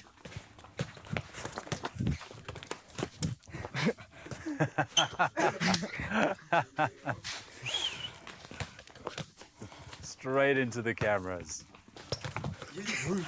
Oh, you got it. All right. Fantastic. Well, these Oaks, you can see they have a passion for their game. They have a passion for being young, and they want to live out that dream. They want to get all the way to Dallas, Texas to compete in that Dallas Cup. So make sure that you go support the event that Paxton is also getting involved in. The 8th of March at Bishop Lavers High School. It's going to be an incredible evening of entertainment. Only $50 gets you through the door. And this is the donations that these young gentlemen rely on. So make sure that you get there. And I'm sure Paxton's not going to go anywhere because she still has to tell us more in terms of what we can expect. Nicely done, boys. Oh, that is fantastic. iKapa United FC. Can you do that, Paxton? Absolutely not. I'll stick to singing golf. Okay, I think you could. I think that you could do something differently. But so it's 50 rand at the gate at the Oppi Ball Music Festival, Bishop Lavers High School. But I'd say don't come with 50 rand, man. But I'd rather give more, right? Because this is a fundraiser. I always say when you go to a fundraiser, don't just give $50. No, you give a little bit more because we love sharing. A little later, talking about sharing, Paxton's beautiful voice will be here on your Feel Good Breakfast show. I can't wait. What songs are you going to sing? Are you taking requests? No. Okay. I'll have to surprise you. Thank you. So I'm going to be surprised. Of course I am. And then we also would love to do, right, 1 year of Your Story Matters, a massive campaign from Absa, and we are continuing to celebrate that with great stories. So we have, look at that, that's fantastic. And well done, Absa, for bringing out the best in South Africa. More of those stories to come, and then, of course, a surprise performance by Paxton, so make sure you stay there.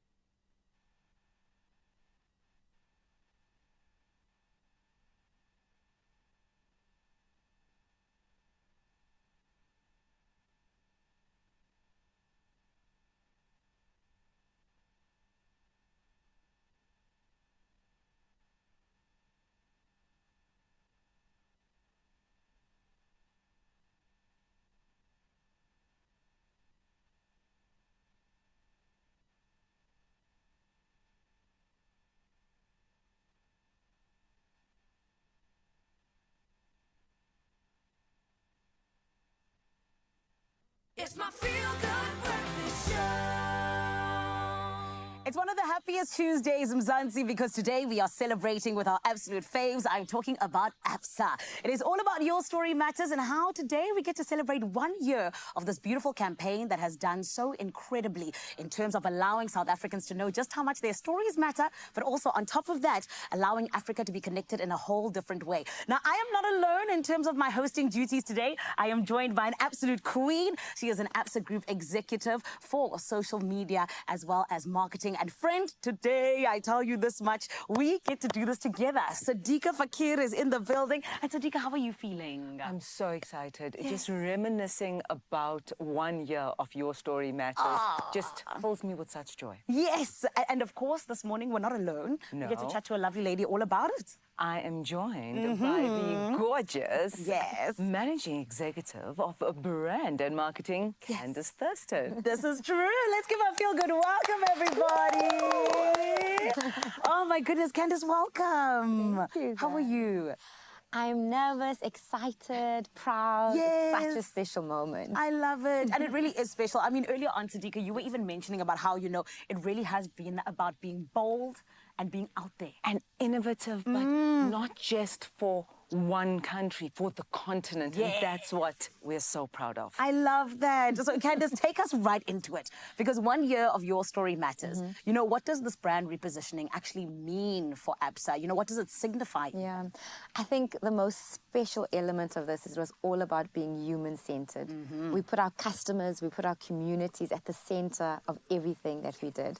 Your Story Matters is not just a tagline. It is really built on our purpose of empowering Africa's tomorrow together, one story at a time. I love that. And Zanele, we said that we see an opportunity in every single story. No story is too big or too small, more important than another. Yeah. And we want people to enjoy those micro moments and do it with Absa. Yeah. You know, we say at the core of our DNA, we're not just a financial institution. We are your partner in your journey to success, to building your legacy. From the day you're born to the day you retire, we want to go on that journey with you and create your stories with you and really be able to take you on something that you've never experienced before with us as Absa. I love that. And you know what I enjoy most about you guys is the fact that you really do stay true to that DNA. Because from telling Tyler's story to telling the street vendor story, you're telling every single story and really saying each and every one of them matter. And I think that's what's so important with this positioning, Candace. Yeah. So if you have to look at the positioning and the journey we've come in the past 12 months, well, 1 year, 4 months to be precise. Yes. Because ultimately, why do you think, as Absa brand, we chose this positioning? I think at the heart of it, we say we want to be a leading Pan-African bank. And this is not just about South Africa, but all the different markets that we're in. And capturing those different stories really brings us together as a continent to show what we truly are and what we truly deserve as a continent. Your Story Matters is really about driving a human-centered empathy to show Absa cares. Lots of the times in business or corporate, it's all about the product and the function of it. But that is really the proof point of why you should be at Absa. When we're developing, we're putting our colleagues and communities at the center of everything we do. So every touch point, when you interact with Absa, it must feel like we care for you. And we really, worry and want to take you on that Your Story Matters journey. Yes, and I think it's been such a beautiful journey in terms of everything that's happened since the beginning of it. But let's go to everything that Absa's achieved ever since it was put into place. You know, take us through that journey, please, Candace. We are so excited and proud about many of the different achievements we've been able to get. Our brand consideration, which basically means people want to be part of the Absa family, has grown across our markets. Our brand valuation has gone up. But most important, Zanele, is we have something called net sentiment, which sits on our social media.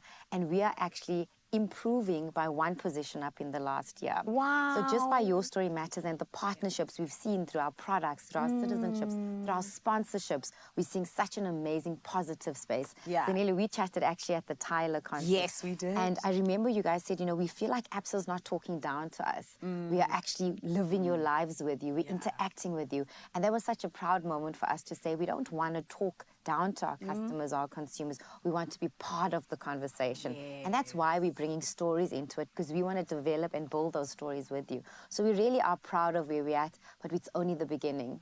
we're reaching for that North Star to say we want to really build the brand to even bigger and better things. Yes, and I love that because exactly what you're saying, where it's you live our lives with us, that's what we feel. Because no matter where we go, if we're at the Tyler concert, Absa's there. If you're like there, Absa's there. You know what I mean? You guys have really just got us, which we love. Yeah. Absolutely. Yes! I love that. Candice, you so succinctly said human-centered empathy. And you said that you want to be a part of our customer or our client's journey. What do you think your story matters means to our customers, and how then does it translate into their lives? I think what was beautiful about landing Your Story Matters, it was embedded in our organization through our colleagues, and we have to give our colleagues a massive shout out, because without our almost 40,000 colleagues, we would have not been able to take this beautiful positioning to market. Really at the heart of it, we have embedded Your Story Matters, not just as a brand, but through our different products like Chat Wallet, Absa Rewards, through our sponsorships like Run Your City, Cape Epic, our SLT golfing propositions, and even through our citizenship campaigns, where we're really changing the lives of our consumers through employability, education, and really being the bank of the entrepreneur. So it really brought us together as an organization to follow that North Star of capturing the stories and really make people feel like we care and we see an opportunity in every story. Oh, come on. And this is why I love you guys and what you do, because every single time you just find an innovative way to really just allow South Africa to be part of, I think, Absa's story as well. Because yes, our stories matter, but there's a story that you're building with the country. And just to touch on it, what can we look forward to in 2025 very quickly as we wrap up? There's so much to look forward to. It's also about consistency. We want to connect to people's passion points. So from running to cycling to golf to music to lifestyle, we're going to continue to really inspire people through their passion points.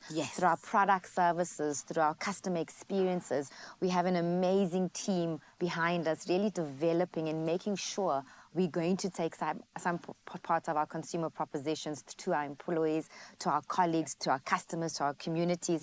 But most important, it's about connecting. And, we often say we might not say yes the first time, but we want to take you on your journey to yes. And that's so important in building those different areas. And Your Story Matters is not just about us. We were voted as part of the top employer as well. So really driving our colleagues and being the brand that you want to be part of, the company that you want to be part of, is really at the core of our business. So without our colleagues, we can't deliver to our consumer and communities. So our key focus is really our colleagues as well as our communities and our consumers. And we're so excited. Year one, it feels like it's 10 years. Right, it does. It really does, 100%. But really, Zanelle, it's simple. We want people to sit in their homes, sit wherever they are, and where they think about who's going to go on my journey with me, whether it's for my student loan, my first home, my second home. Absa is the one you select. Yes.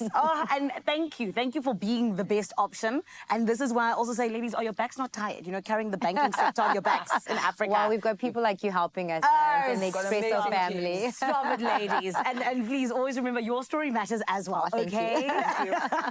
Zansi, this is what it's about, celebrating these incredible stories that are coming through, not just today, but all around Africa, all the time. And of course, it is Absa that is always there saying that, yes, you care about that. And this is why we are so grateful to you for always coming through and sharing your story as well. We're going to be continuing with these throughout the show, because it is all about Absa and how we're celebrating 1 year of this beautiful campaign. But my friend, I always got to remind you, your story matters. A whole season ahead, a myriad of possibilities.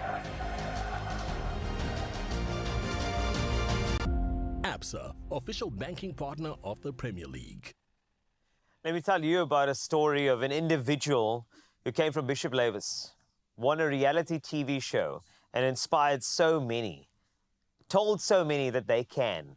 This particular woman is a strength, an empowerer, and somebody who will be supporting the Oppie Ball Music Festival to get iKapa United FC to the Dallas Cup. And all we can do right now is just be in awe, because she continues to be an inspiration to every single woman in South Africa, or any performer who believes that they can. That's someone to take a look at. And here she is. This is a song off my debut album, This Is Me, called Innocent.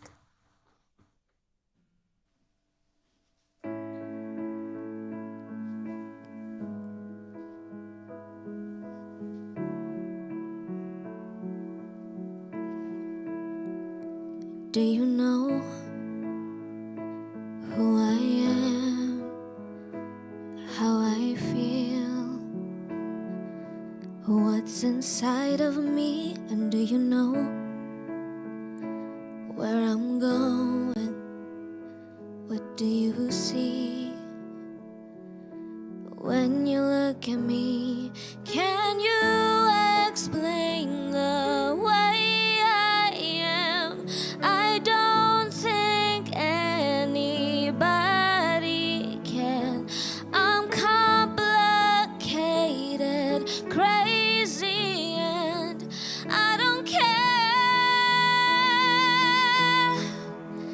Here I am, I'm right here, nothing to hide, like glass, see through me. Here I am, I'm wide open like a little child, innocent,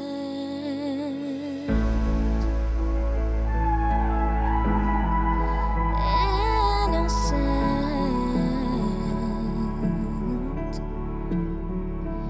Can you tell when I'm lonely and when I'm afraid? Or will you look away, and if I fall, will you catch me in your arms? Will you keep me from harm? I know I can be troublesome. There's still so much I have to learn. Give me the chance to make mistakes. I won't break. Here I am, I'm right here, nothing to hide, like glass, see through me. Here I am, I'm wide open like a little child, innocent.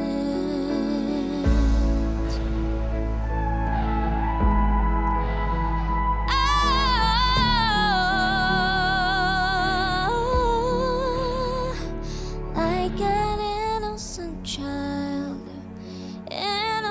child, I'm wide open, I'm wide open.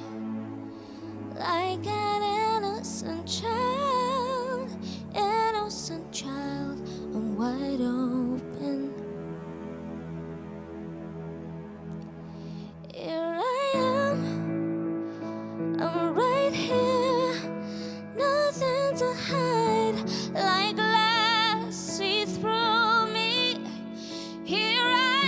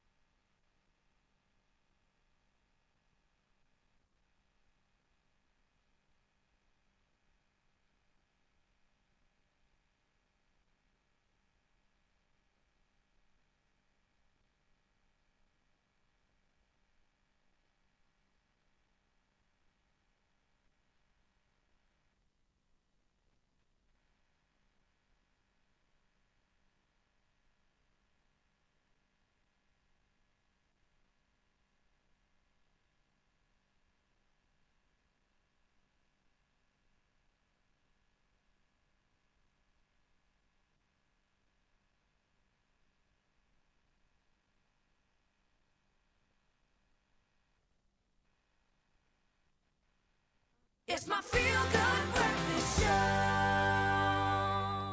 The celebrations continue this morning as we get into 1 year of Absa's Your Story Matters campaign. And today we get to hear about how Absa is getting behind the young entrepreneurs of this beautiful country. But more than anything else, we also get to hear about the Absa Entrepreneurship Youth Dialogue. I'm so excited for it. And I think it's something you're all looking forward to, right, Sadiqa? I'm excited perpetually for everything our corporate citizenship team does. That. From investing into youth development, from driving financial inclusivity when it comes to youth entrepreneurship through financial literacy. I'm joined by my amazing colleague, Nonhlanhla Magagula, the head of corporate citizenship programs. Welcome. Let's give her a feel good. Thank you for having me. Hi, Nonhlanhla. How are you? Good morning. I'm well, thanks. And how are you? Zanele? Amazing. I am celebrating because you guys are celebrating, and this is why we're so excited to just be telling stories throughout the morning. But let's jump right into it because I feel like, you know, you guys have an overarching vision for development when it comes to the youth in South Africa. Can you speak to us a little bit about that? Sure. From an Absa corporate citizenship point of view, I think for us it's important to pathway young people into entrepreneurial action. I mean, currently when you look at the data, over 45% of our young people are currently unemployed. Young. And the question is, Absa, is what do we do about it, right? So we say financial inclusion through entrepreneurship. And what we mean by that is that we pathway young people into entrepreneurial action. But it starts with developing an entrepreneurial mindset. Entrepreneurial mindset is young people who think differently. They act differently. They are solutionists. They're problem solvers. They ideate and say, what is in my hand and what can I do with it in terms of solving for not just my life, my immediate community, such as the schooling context, their immediate community, broader community, as well as the country and continent at large, right? So for us, it's important that these young people think different. It's about a revolution of young people who think and act differently. Beautiful. I absolutely love that. It's a revolution. And we've already established how important the youth is the future. We've said women are the future, youth are the future. And Nonhlanhla, we've had many chats on this and just the importance of youth development. How does youth development impact the overall Absa strategy, and how does it build into the overall corporate strategy in your point of view? So from a youth development point of view, I mean, we talk about coming alongside our young people. We speak about empowering them to enable their stories, right? One story at a time. I mean, I spoke earlier about the data in terms of youth unemployment. It's not just stats. It's actual people. It's your Zaneles, your Tandos that are out there. Every story counts. Correct. And now you're saying, how do you enable those stories? So we deliver financial literacy as an example, to then say, how do we assist our young people to have a healthy relationship with money? Because when they have a healthy relationship with money, then they'll make better decisions. Then we also talk about pathwaying them to earning opportunities. And we do that through an E3 nexus. So it's about employability initiatives, education initiatives, as well as entrepreneurship. But still, overarching is financial inclusion through entrepreneurship. So even when we send them to varsity, as an example, right? We say, okay, we'll pay for your university so that you get quality education at a high education level, but we come alongside them and develop their skills as leaders, but also it's about entrepreneurship. So we also put them through an entrepreneurship development program whilst they're studying at university. So for us, it's important to empower them, to enable their stories, so that they're able to thrive. So it's about investing in their lives today because we believe in the power of growth. So when we invest today, we believe that they'll grow and thrive as young people and to be meaningful participants in the economy. And it's about investment, and Absa certainly has invested in this specific category or sector. I no longer identify as youth due to... You're youthful at heart, Sadiqa. Thank you. I will forever be a youth. the youth. Exactly. And I think what is so important, I've experienced some of this content, I've been at the initiatives. I personally still learn, and I can take these lessons and these stories back to my kids. And I'm growing now the future of youth development. Now, unpack one of my most exciting formats, the Youth Entrepreneurship Dialogue. Tell us a little bit more about this. Sure. What an incredible event that we actually had last week, right? I mean, this particular event was a gathering of the youth entrepreneurship ecosystem. It was powerful. It was a powerful event. And I mean, the question is, why are we gathering these particular individuals together in a conversation? It's about enabling thriving youth entrepreneurial action, right? So we then said, bring the community together. Let's build the community. Let's strengthen the community. For what purpose? collaboration and co-creation. Yeah. Right? Because you can't collaborate and co-create with people that you don't understand. Who are they? What do they do? And what are they about? So for us, we're about building and strengthening this community, co-creation and collaboration. So it wasn't a talk shop where we gathered and say, what's not working about youth entrepreneurship? We said, what are some of the ideas where we can pull our heads together around youth entrepreneurship policy, around supporting youth entrepreneurs, and thirdly, access to markets and access to finance. So that was important in terms of the particular conversation, but it was also about bringing the voice of the young person into the room, right? So we wanted to hear from them. What are your experiences? What are your needs? How can we better support you? To top it all off, we then had an access to market set up for them. So there was a marketplace, right? So if you're pathwaying young people to entrepreneurial action, you must be the first people that support them, right? So as Absa, we created a marketplace for them. People had an opportunity to go and interact with the different stalls and to buy for them. That's beautiful. And you know what I enjoy about you guys as Absa is how you've literally listened to the youth. Because if you speak to any young person that is part of, you know, the sad demographic where we find ourselves, you know, with the 45% of young people not working, they'll always say entrepreneurship is the answer.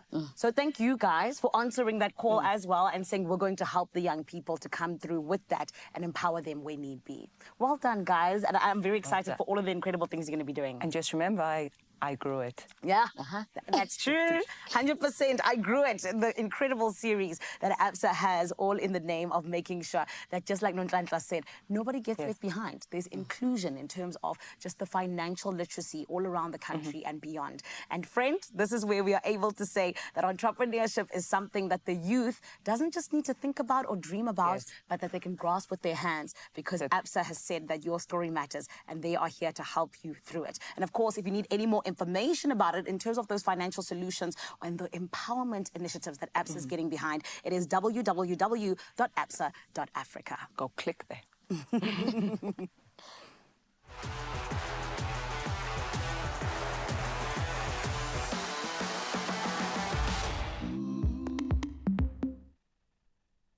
Go click away. Thank you so much, Zanele. Yes, it's all about focusing on stories that matter, your story that matter, people around you stories that matter, that's inspiring and uplifting, and that is what we're focusing on this Tuesday.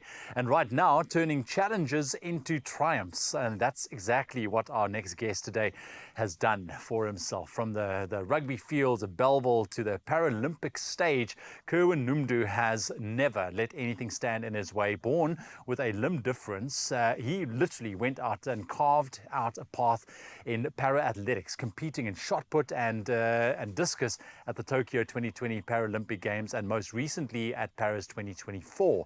But his achievements don't stop there. He's also a double degree graduate, a dedicated coach, and now training full steam ahead of LA 2028. Let's give him a warm welcome. Kerwin Num is in studio.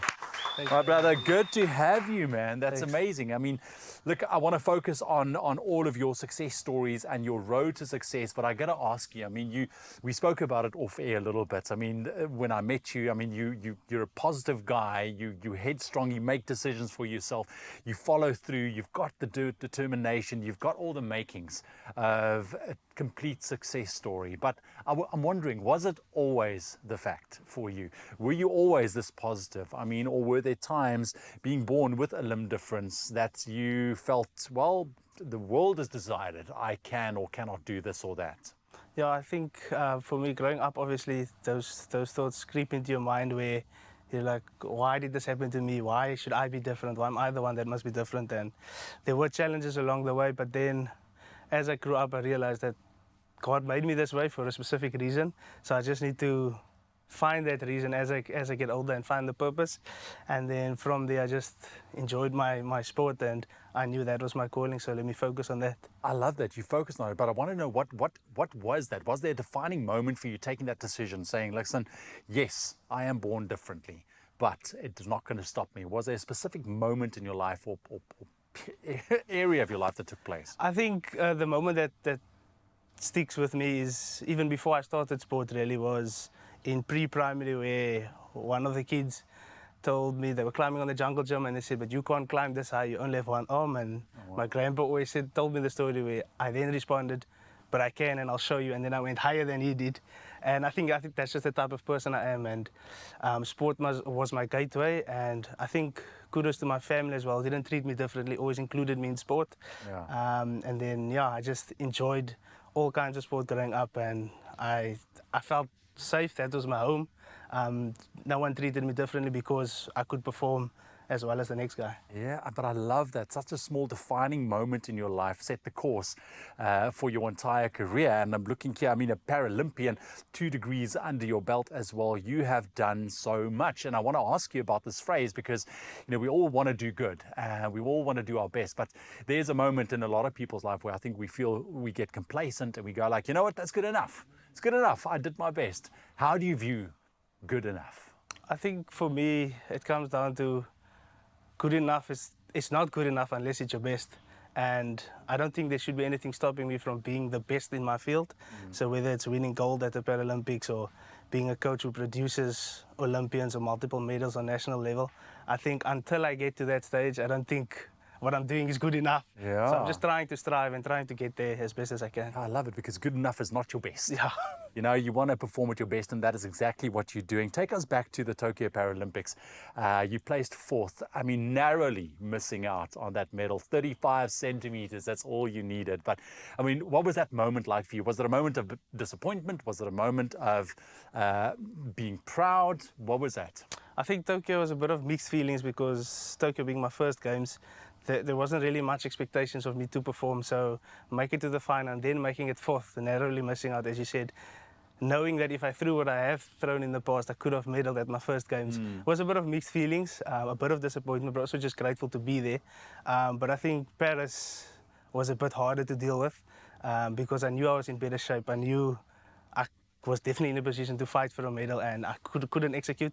So Paris hit me quite hard, but that moment just turned into motivation onto the next one and striving towards a medal in LA. Yeah, look, it's all good and well to have disappointments in life, but it's what you make of those, right? And you clearly saw that as an opportunity for, okay, I recognize all of this happening now, but I'm not going to stop here. We're going to move forward. And I think that's where the inspiration lies is here. Not only are you operating on the global stage as well, but you're also giving back, shaping young athletes as a coach. Why is this important for you? And why is this something that is very fulfilling for you as well? I think I never even thought I would be coaching one day. My 2 degrees have nothing to do with coaching, so it kind of was put on my path, and now I do it full-time as a job. I think for me it's just to give back the knowledge I've learned and earned over the years, whether it's speaking to different coaches, speaking or experiences at international competitions that I can then relate to my athletes and help them achieve the best that they can. I think that's what drives me. There's a sense of fulfillment when you can help an athlete not just become a better performing athlete, but also a better person over the years.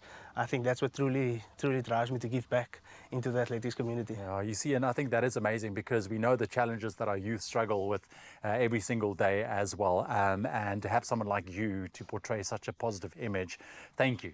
Thank you for that. Really appreciate it. I mean, LA 2028, you ready? You feeling good? Because I know it's still a little bit away, but it's very much in the training phase. Yeah, I'm feeling good. I'm feeling motivated and pumped. It is still a way away, but Olympic cycle is 4 years, so you need to. I started training for LA a couple of weeks after Paris again. Nice. So yeah, I'm truly motivated, and I really want to bring back a Paralympic medal. That's the only one missing out of the cabinet. I have a World Championship medal, but now the Paralympic medal should be next, and hopefully that can come in LA 2028. My friend, thank you for being such a positive light to us, and what a story of determination, never giving up, hard work, and see what happens if you really go out and then chase your dreams. You can do absolutely anything. I love that, Kerwin. There's a reason why the last 3 letters of your name is Win, my friend. Absolutely incredible story over there. And more stories to come. In fact, Ewan will be dishing out a bit more on the story that impacted him, that he covered right here on your Feel Good Breakfast Show. And then we need to tell you a bit more how to spend your money in a smarter way with Absa. Make sure you stay there. This is your Feel Good Breakfast Show.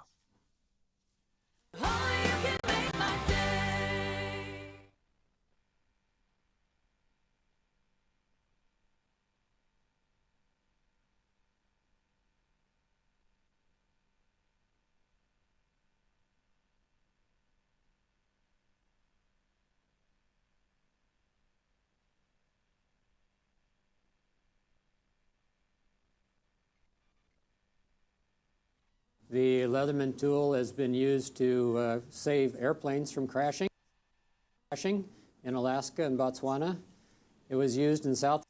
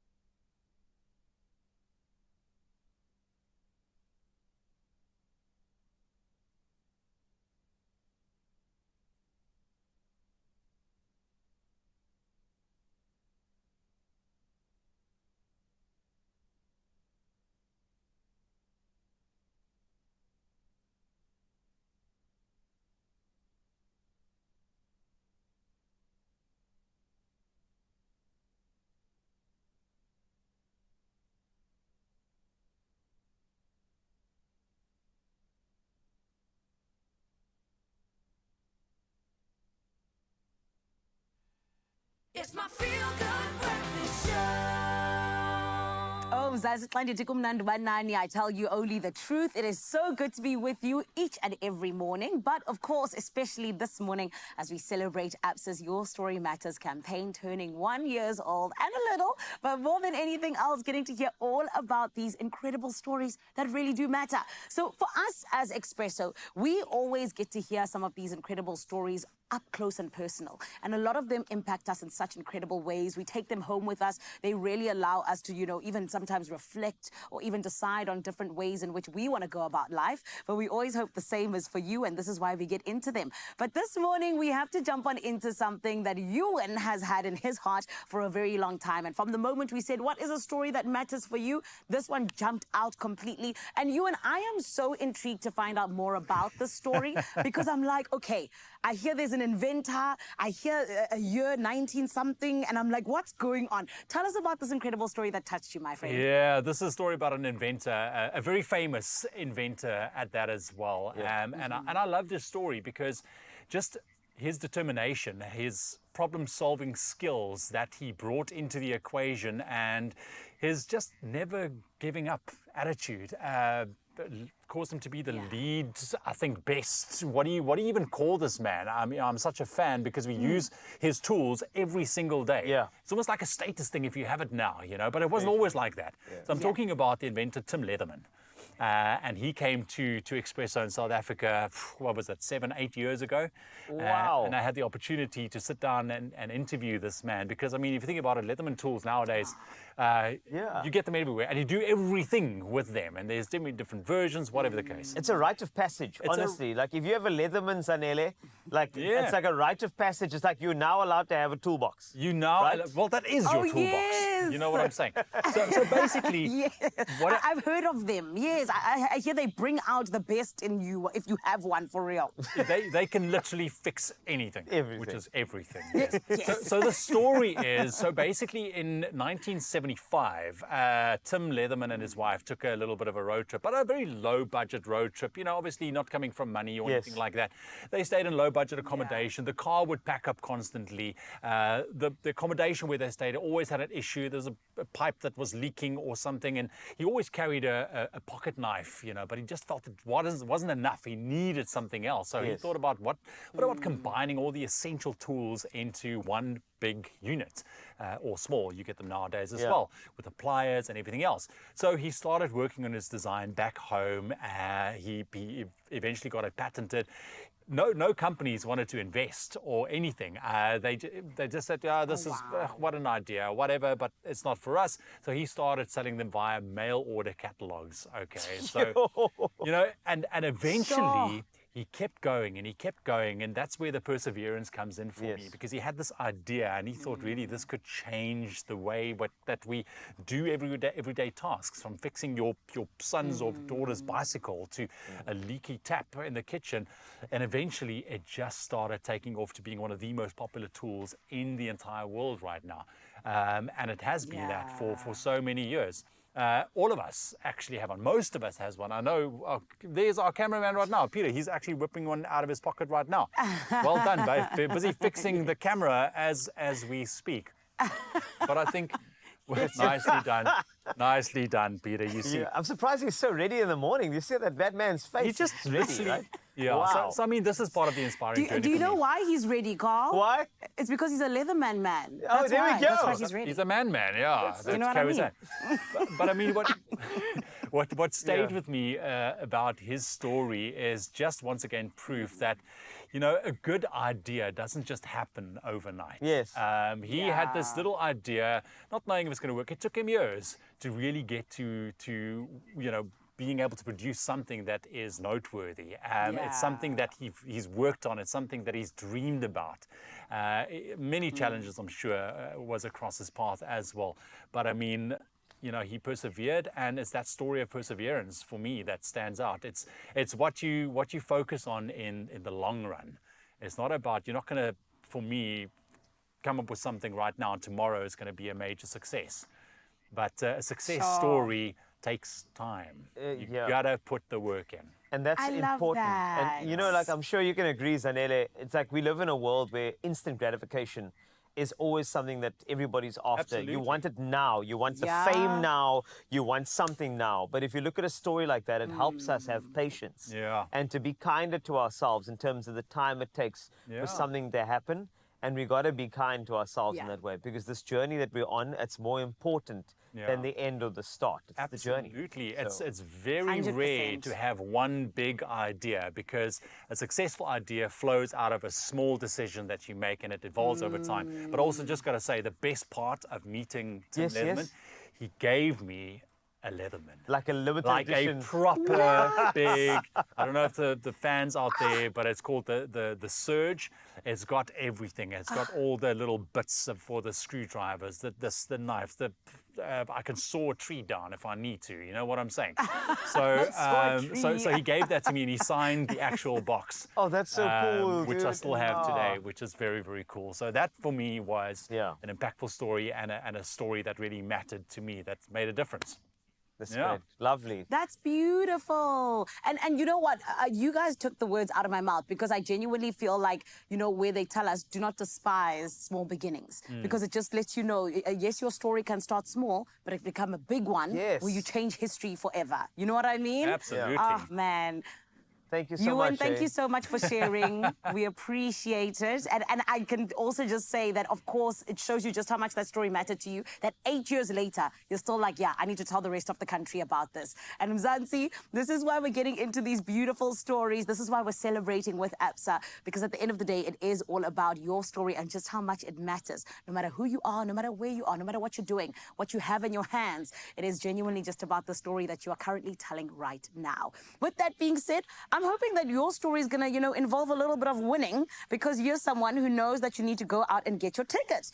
Cape Town, tell us what's going on. How can we be winning on this Tuesday? Well, not only are you winning with the inspirational chats that we have this morning, but Carl, 22 million bucks per year. I mean, it's a lot of Leathermans. It's a lot of a lot of tools, my friend. It's a lot of tools. But this is literally the case, because you can play Powerball and Powerball Plus for a whopping, wait a minute, I said 22, it is in there. But it's 41 million rand in total estimated jackpots today for your chance at endless possibilities, and this is where you come in. Don't miss out. Play Powerball for an estimated 19 million rand, and Powerball Plus for that estimated, like I mentioned, 22 million rand today. It's incredible. Have you bought a ticket yet? No, but you know, the thing is, you can actually walk in store if you want to. You always walk in store with a positive attitude, grab your ticket. It's as simple as that. There are a bunch of different options as well. Nationallottery.co.za is another option you can go for. USSD *120 *7529 hash. You can do it that way. It's entirely up to you. Or you can use the app if you want to. One of your banking apps will be perfectly simple. As long as you got a couple of numbers that you think is going to be set to get your Leathermans, I mean your jackpot, that's entirely up to you. But all the best. That's how you play. Yeah, that's how you play, exactly. So if you've missed any of what Carl just said, we've posted all of those details on our Expresso social media pages just for you, so you can go check them out and enter easily. Panda Pusher Play Powerball and Powerball Plus for 41 million rand in total estimated jackpots today for your chance to win big. Go play now. Get your tickets. Yes, grab tickets. And now, Zanele, you have the other items on our Expresso menu. They sound delicious, apparently. And coming up, how to get more and spend smarter with Absa, and a delicious butter chicken recipe.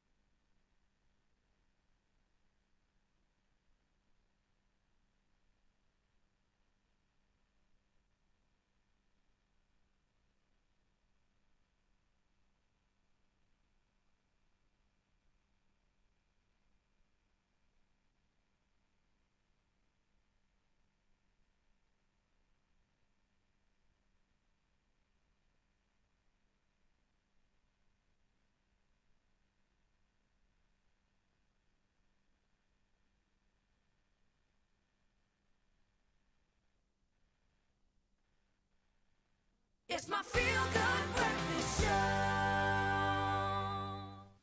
And welcome back. Whether you are saving for everyday expenses, saving for something special, handling any of that, you've got to make your rewards work for you. And I'm joined by the amazing executive for Absa Rewards, Alicia Reynard. Welcome. Thank you. Welcoming this beauty over here.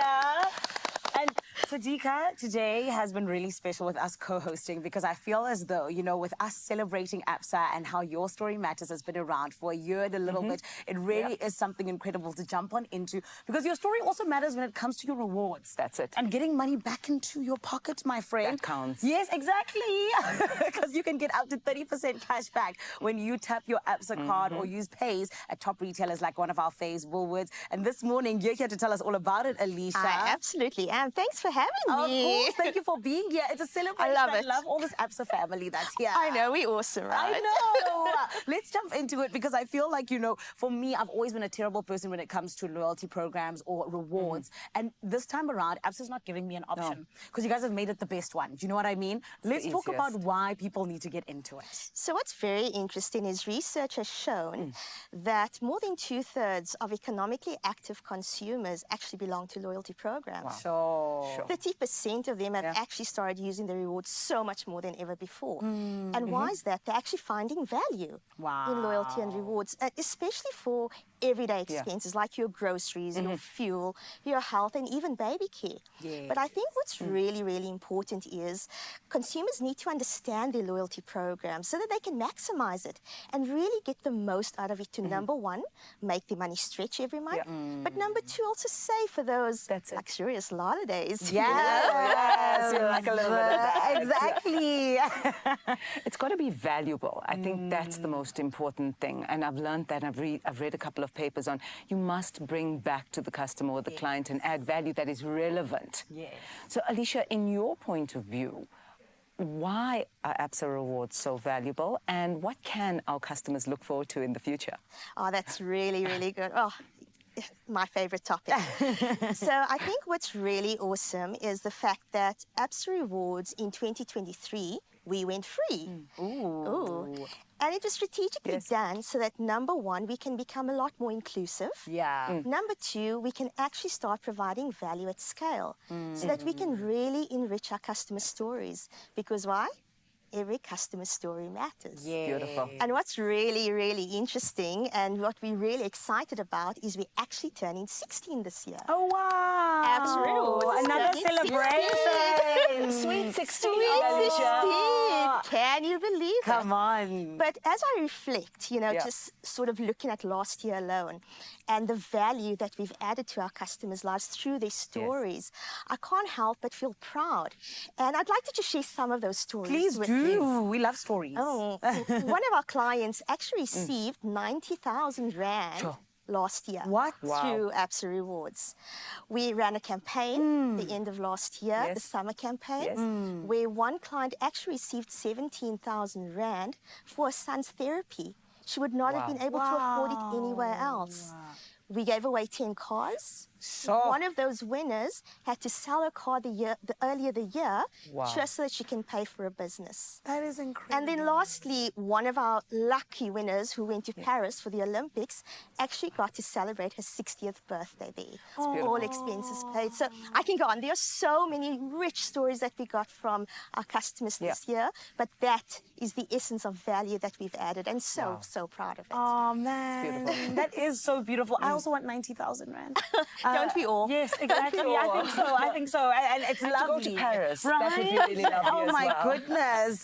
This is why you guys stay at the forefront, because you put your customers first and really just asking yourselves, what do they need? And then you're able to provide it for them, even in the sense of just rewards or the loyalty program. Oh, absolutely. Yes. And maybe just one more thing. Yes, please. Because of the value that we've added, I am super, super proud to say we finally made it onto the International Loyalty Awards stage. Wow. We've been finalists in top 3 categories. Yes. Happening this May. So once again, another key way that we can actually bring value to life and being recognized for it. That is incredible. Guys, congratulations. Do you know what I love about you? You don't just do rewards, you do awards. You know, you're just getting awards all around because of the great work that you're doing. That's how versatile you we know are. what I mean? But also now, I mean, of course, you've mentioned about the really incredible stories that just came out of this. But let's talk a little bit about how it is that you've actually allowed the rewards program to be part of your offering? You know, what is the ways in which that the South Africans are able to really just kind of get themselves those rewards, make sure that they are part of this beautiful loyalty program? Oh, very, very easy. By being free, once again, we've been able to really embed ourselves across the organization, across all the amazing product offerings that we offer to our customers. Yes. Easy, free access, as well as, you know, kind of using rewards as the vehicle, as we call it, to deliver all things value for the organization, the center of value, as we'd like to call it. So not only do you get your cash back from swiping, tapping, as you put it, but also just by being part of this amazing Red Bank, you get value there as well. That's beautiful. Really enhancing your lifestyle. I mean, we partnered for Tyler, for example, as one of our key initiatives, the Olympics, and there's just so much more that Absa Rewards adds to your life. And Alicia, this is why we've got to thank you and the team for doing great work. I mean, you're international now. Thank you very much. Thank you. And of course, Mzansi, this is where you get to win. You heard. And this is why I said you are winning just by being part of Absa, because you get up to 30% cash back when you use your card by tapping or using Pays at some of your fave retailers. And I think that that's just, it's amazing. Simple. It really is. It really is. Just do it. It's the right thing to do. Right. And friend, anything else that you might need to know, you always can get all the information on www.absa.africa. And not to mention student account holders, my friend, you can also enjoy those benefits. I know I would have loved that as a student, and you can budget even further. It's all amazing what Absa is doing. But most importantly, I'll never forget to remind you that your story matters.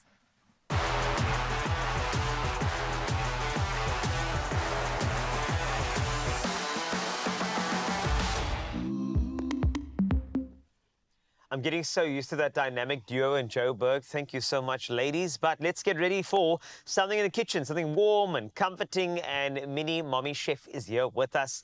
And we're going to whip up a butter chicken recipe. I can smell it already. We haven't even started cooking, but it's the spices that I'm smelling. And of course, this talent over here has done some amazing short series like As Per Your Request. There's a new one called Mini Meals that is out now. I think it's going to be great to just kind of do this together. Right, Shannon? That's right, Together yes. as we're going to do this. There So we go. first and foremost, before we get to butter chicken, let's throw it back a little bit because of As Per Your Request. Yeah. What was the premise behind that for anybody who hasn't seen it just yet? Okay, so let me tell you. So my mom was sick. She was having a spinal operation and it left her completely immobile for over 20 days. Yes. And in that 20 days, she had to be in hospital as well. So I would come and bring her food every day as per her request. As Per Your Request. Yeah, so it was just like a little cute thing to keep me going and motivated and keep making her happy. And now you got something new that you started as well, because you keep on starting these cool things, right? You know what? Carl's actually the coolest because you gave me this idea where it was mini meals, and now I've put it into play and started a brand new series called Mini Meals. So I'm so happy. It's quite exciting, and thank you for the idea. No, anytime. I think that's, people like you deserve a great platform, and you're using it properly as well, which is very, very exciting.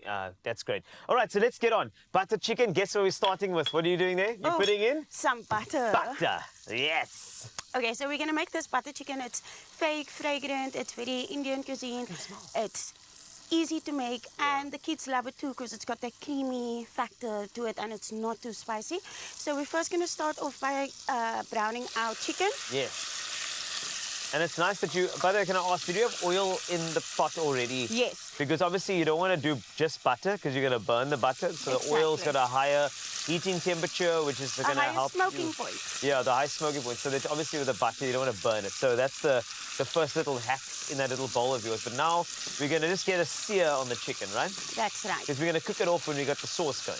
Yeah, once we're done browning our chicken, we're going to add in, remove that, then we're going to add in our onions. We're going to saute those onions, get all those spices in there, and what it does is the heat brings out all the fragrance from the spices. It gives you that flavor. So you want to saute your dry ingredients in your pan before adding back in any sort of liquid moisture. And thank you for saying that, because obviously we want the spices to almost bloom in flavor and aroma. And, that's where your house smells just like lekker when you start this Isn't that recipe. the best feeling? When you come home and you can smell that something is being made. Can I tell you, even onions in a pot, that's it. If you just smell onions in a pot, you know it's going down. You know it's happening. And I think with butter chicken, it's really great. So searing off the chicken first, and then the next time, obviously, we're going to throw in something. And I love the fact that onion's like a flavor carrier throughout the entire dish. You know? I think it's got that subtlety Right? to it that sort of just enhances Yes. your dishes and gives you that fragrance and that smell. And I mean, like, what meal have you ever created without an onion? There's not many. honest. Like, there's not many. Honestly, if Exactly. you want that, like, that heart of a meal, like, you got to have the onion Exactly. there as well. Oh, I love how you And say it- the heart of the meal. No, I feel like it is in a lot of ways, though. But can I just, I mean, for you personally, so while you're cooking this down, I mean, there are some, like, interesting developments in your personal life as well, right? Because obviously, everybody needs to put, the onion's the foundation, I That's suppose, of a meal. And you are adding some foundations. And Exactly. I mean, are you willing to share any foundations that are happening in your life? You So know? tomorrow I start chef school. I'm quite excited. I'm excited I'm too. scared, excited, nervous. I'm looking forward to people not knowing if I'm the lecturer or the student based on my age Yes. group. But I got you. I'm looking forward to everything that it brings. They always say that uncharted waters is where wildflowers grow. So I'm really hoping that this next or new phase of my life brings me the most joy that I have, and what brings me joy is cooking. You know what the thing is, right? The entire show, we're talking about story. And Yeah. what you're adding to your story right now is something valuable, because you're giving up a lot to go into chef school. Yeah. But you know you've got this passion. We can see it when we watch, as per your request, mini meals. We see it on your social media. So what I believe is that while you're doing this, while it feels like, oh, not a good move, not financially secure, I think what you're doing is you're adding to a story. And when you turn around at your own restaurant, you're going to look around you, you're going to look at all those full tables, and you're going to say, there was that one moment on Expresso where I share that I'm going to start chef school. Yeah. And look how far I've come. Exactly. And I can't wait for that day. I mean, I think every time I come to the show, I think fondly of things that I've even taken away from hearing from you, like mini meals. It's all part of my story. Hopefully, this is the beginning of a very beautiful story. So just to fast track this, because obviously these recipes, they do take some time. And when we have a little bit of time on TV, you know that we want to fast track it. So our next steps, just in case we don't finish it, to be added the onions. So the onions have gone down. Are we sweating them down a little bit? So what we're doing is sauteing them. Yep.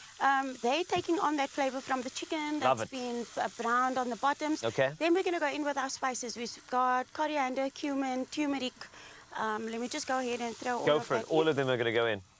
These are more sort of your milder spices. If you want any kind of chili, Yes. all you have to do is add in a chopped up red chili. That's what I would recommend. I love that. Also red chili as well. I like the fact that I love it. I feel like flavor-wise, over a green chili, I like a red chili. So Exactly. that's good. Yeah. And then I've got some garlic and ginger, and we're just going to throw that in too.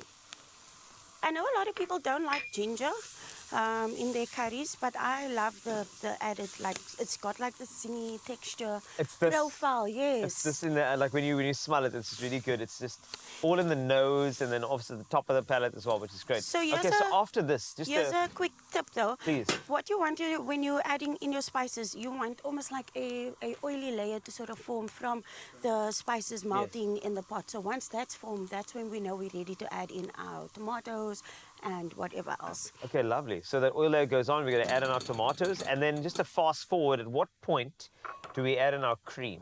If we are going to So the fast cream forward. we add in after our tomatoes. Yes.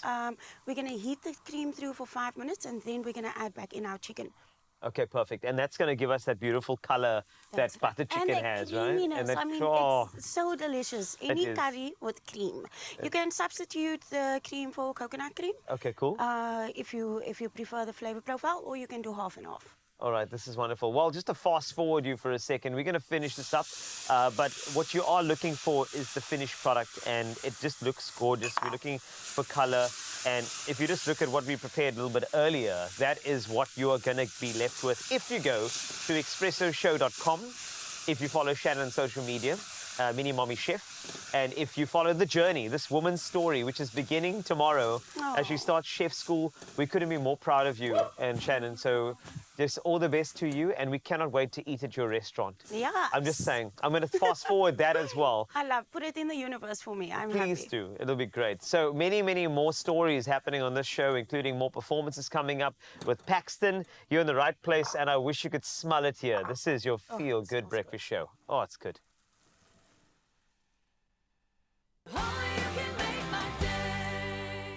Win a Toyota Corolla Cross 1.8 XS Hybrid with Plascon's 2025 Hybridity Color Forecast Competition. Spend 500 Rand or more on any Plascon products. WhatsApp your receipt name and ID to this number. T's and C's apply.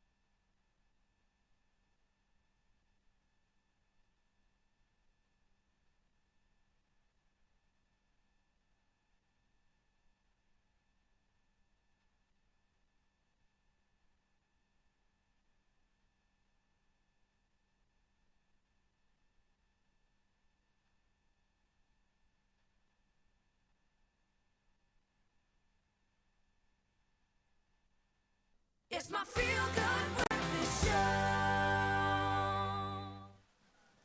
Welcome back. With the increasing cost of living, credit becomes such a support line for the customer. Now, you've got to do it safely and responsibly. To tell us a bit more about wise and proper saving, I'm joined by my colleague, the Executive for Personal Loans, Absa Everyday Banking, Vuyo Nohamba. Welcome. Let's give him a feel-good welcome. Vuyo, how are you? Good, and yourself? Amazing, thank you. We know that sometimes, like Sadika said, personal loans, they really are that thing that can help you out. But for some people, they get a little bit nervous. They kind of just like, ish, am I able to actually take this personal loan out?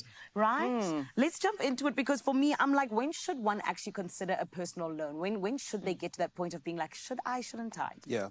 Thank you for having me. Personal loan, it's good if it's used wisely. Yes. So, and especially if you're going to use it for example, you want to do a home improvement, you're going to do your makeup for your bathroom, kitchen, whatsoever. Or you want to consolidate your debt so that you can be able to reduce your installment, the interest rate.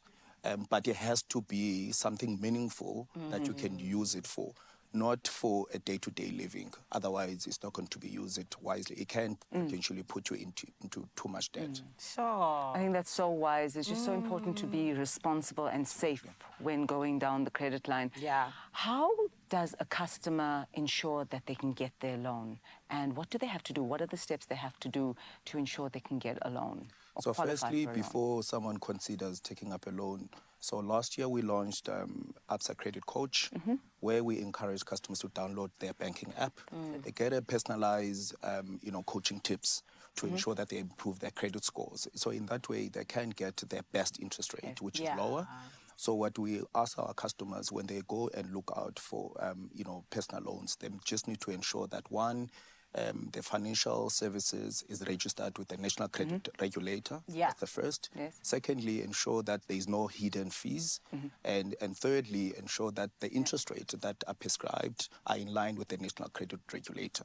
Incredible. And can I tell you what I appreciate, just in terms of hearing what I'm hearing today, is that you are at the very same time saying, yes, here are the options for personal lending, but also you're educating people, which is incredible. So let's get into some of that education, because I know a lot of people, you know, sometimes go into unsecured lending just blind, you know?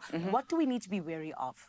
So as I mentioned, one, ensure that the financial services provider that you want to take up a personal loan with is registered with the National Credit Regulator.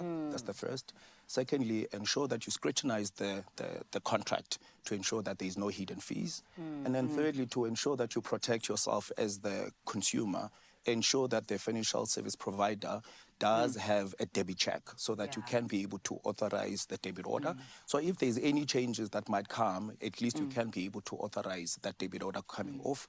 And then just lastly, just ensure that there is a credit life facility, just in case, for example, you get retrenched, you get into terminal illness. So that credit life will be able to ensure that that personal loan is covered. Just literacy is critical. I wish I knew this when I was younger, going into my first personal loan, because it always just, it sets the barrier and the boundary, but it also opens up the opportunity, which is critical. Now, we've been having this narrative of youth and youth development.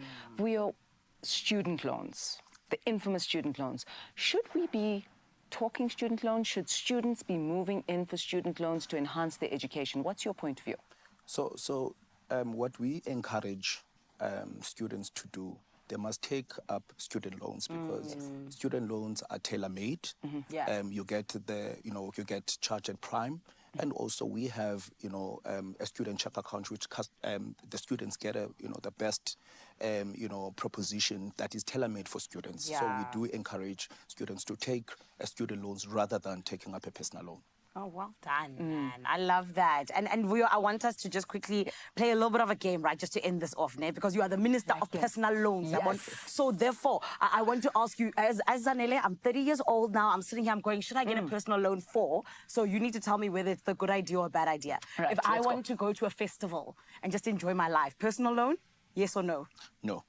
If I want to go and buy bread, personal loan, yes or no? No. If I want to renovate my bathroom, personal loan, yes or no? Absolutely personal loan. There it is. Okay, I think we're on the right track here. I was testing myself. I got Did you do good? Yes, I like that. Beautiful. Oh, man, Mzansi, this is where we always come to you and say, you 100% need to make sure that you have the knowledge when it comes to your finances. But Absa's got you 100%. And this is why you can always get all of the information you possibly might need on www.absa.africa. We're doing a whole lot of learning, which I appreciate, but we're also doing a whole lot of getting into all of these beautiful stories. And one of the best ways to tell stories is with music. My Cape Town family, what's going on with all these stories that side? Hey man, loving all these inspirational stories and also helping you achieve money literacy this morning. Thank you very much for that chat right now. Yes, music, of course, a way of storytelling as well. And nobody tells that story better than our musical guest this morning. She's still here, Paxton. We know her. We can trust that she always delivers when it comes to performances. So here she is, just for you. Out with the old and in with the new. This is a song off of my sophomore album 2323. This is So High featuring Shekinah.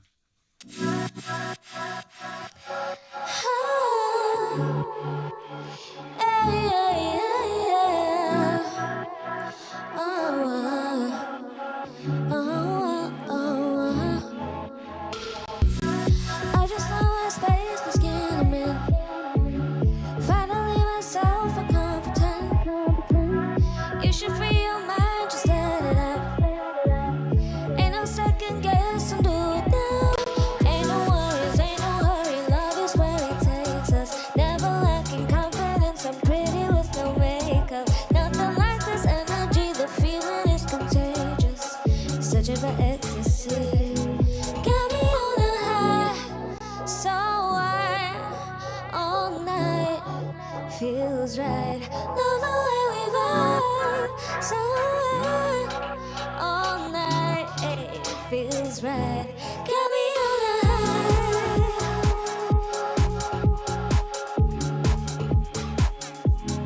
Got me on a all night,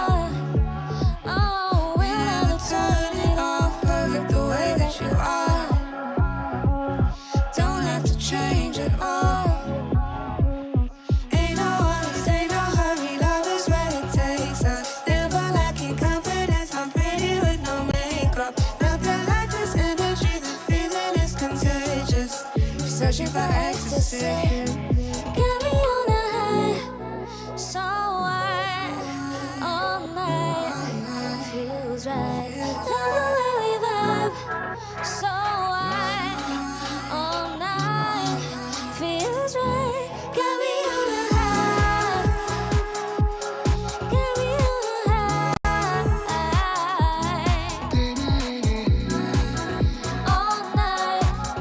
All night feels right. Turn on with so wise out now. One more round as the world go round. Turn the wave so wise out now. One more round as the world go round.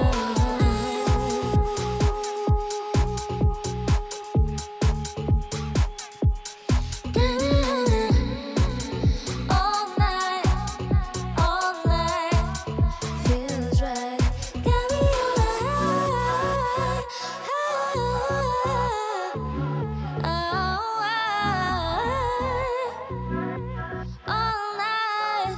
all night feels right. Yeah. You can make my day.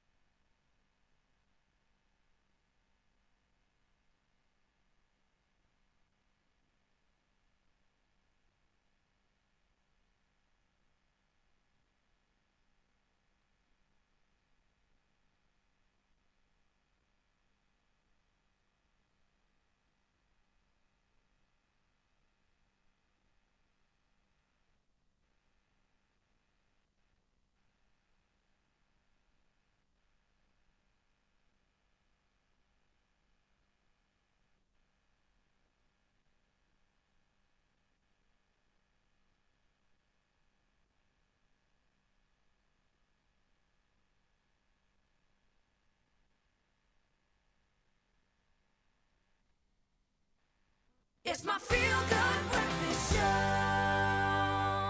Welcome back. You're still on your Feel Good Breakfast show indeed, where this morning we are all about the stories. We asked you for our Good Morning Post, where we said, looking back over your life, you know, what were some of the stories that really just touched you or perhaps even meant the most to you? And with my beautiful co-host this morning, Sadiqa, we've been getting through those comments.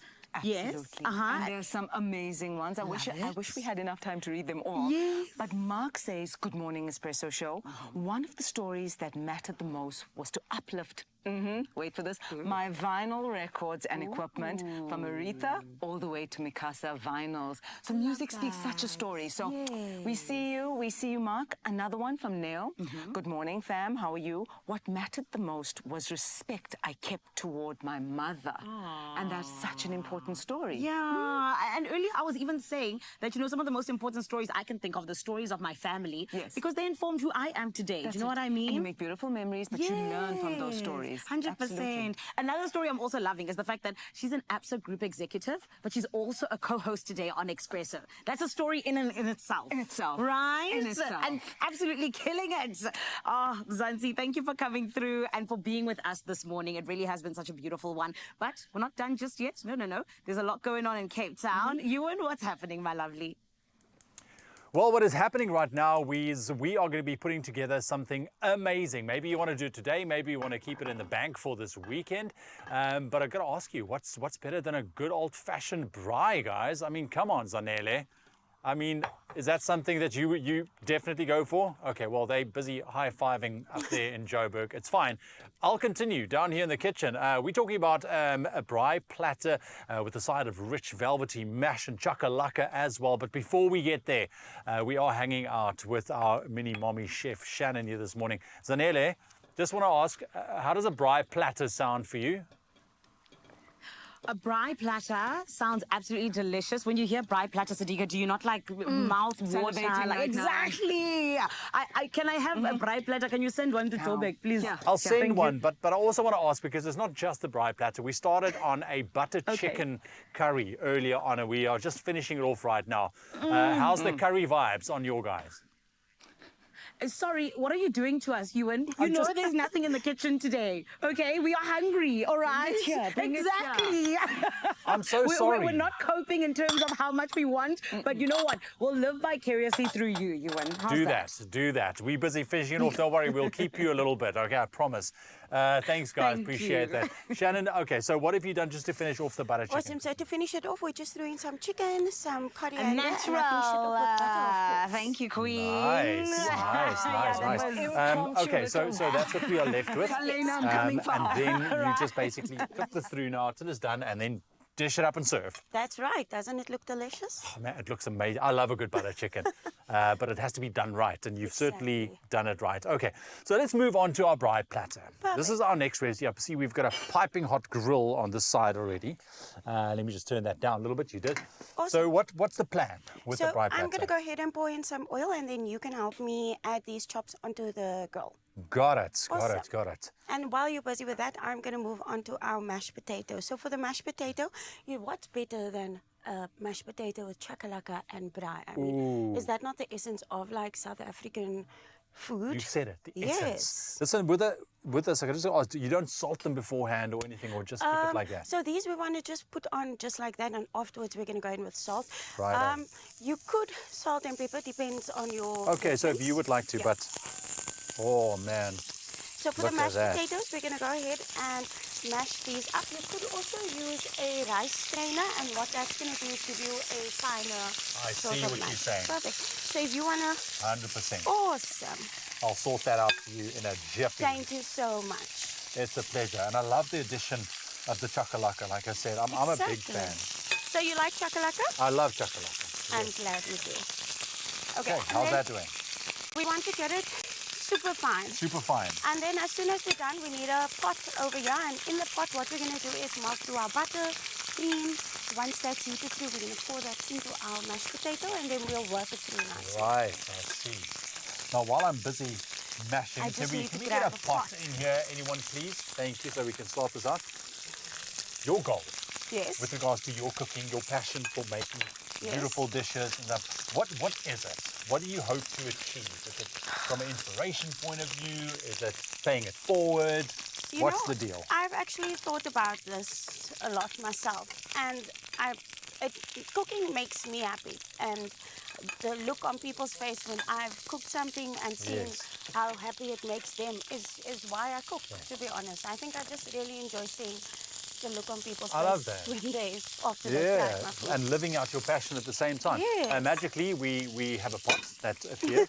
So there we have it. Okay, so our mash is mashed. That's good. Ooh, and that lamb is looking amazing. Right?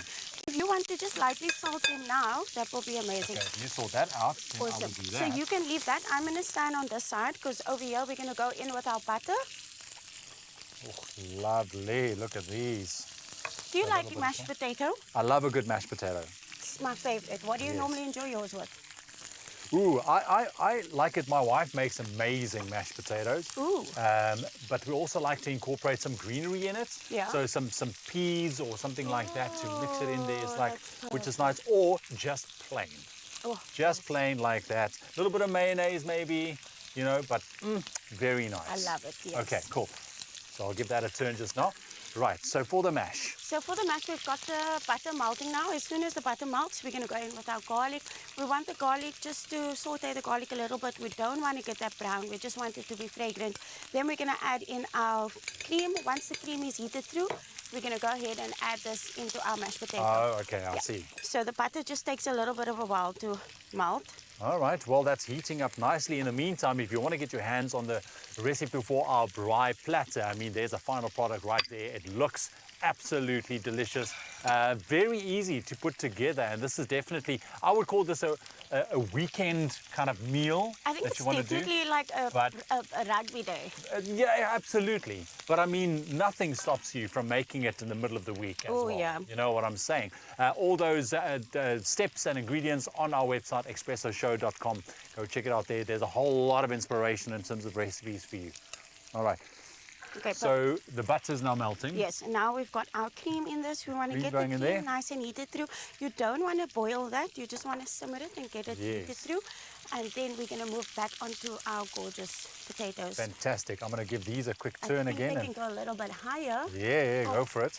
I just What's want your to give them favorite meat on the braai? Oh, I love a lamb chop. You love a lamb chop? Love a lamb I think chop. it's such a spoil. Yeah, and a good sirloin. Ooh, yum. Also very, very nice. But it's all in the preparation thereof. That is correct. All right, so a little bit of salt going on there. And some pepper. Other side. And put some pepper on as well. I love it. I feel like and the we're thing with tag meat teaming is, yeah, we are. The thing with meat is though, you want to keep it simple. You don't want to over salt or over spice it. You know what, with red meat, I like going heavy on the salt. Yes. Because I like tasting my meat, so I don't like adding lots of flavors to it. Yes, yes, and yes. I find that the salt on a piece of fat, on the crispy piece of the meat, oh, It's the to die best. for. It's the best. Yeah, I'm also not a big fan of marinades and those kind of thing on meat. For me, meat needs to be nice and simple, straightforward. Absolutely. Awesome. All right. I'm going to go ahead and pour this in, and you can start mashing. Okay, so you go there. Well, meanwhile, like I've mentioned, on our website, expressoshow.com, you'll find all of it. But this is basically our... Oh, you managing there? Oh, got it. You got it, you got it. I don't want to touch it. Awesome. Just, oh, smell that. So that's just mixing through, and then you plate everything together on a nice tray like that. Yep. You can see the mash, some chakalaka on the side, some corn, some boerewors, and some choppies, just like that. Shannon, thank you very much for joining us this morning and sharing your story with us as well. Stick around. We are not done yet. We still have a couple of minutes left in your company. ExpressoShow.com for the rest. Thank you. Are you ready? Woo! This Tuesday on Color Your Plate with Koo. I'm expecting a bit of a curveball today. I'm nervous. Okay. I'll take down all of the old geezers and train them in sports. It's all about quick and easy meals. I'm cooking from my heart. This was a lot of pressure. Time is flying. I'm emotional, sorry. We'll have none of that. Nah, I literally have no time. That's Color Your Plate with Koo, Tuesdays at 7 p.m. only on SABC2.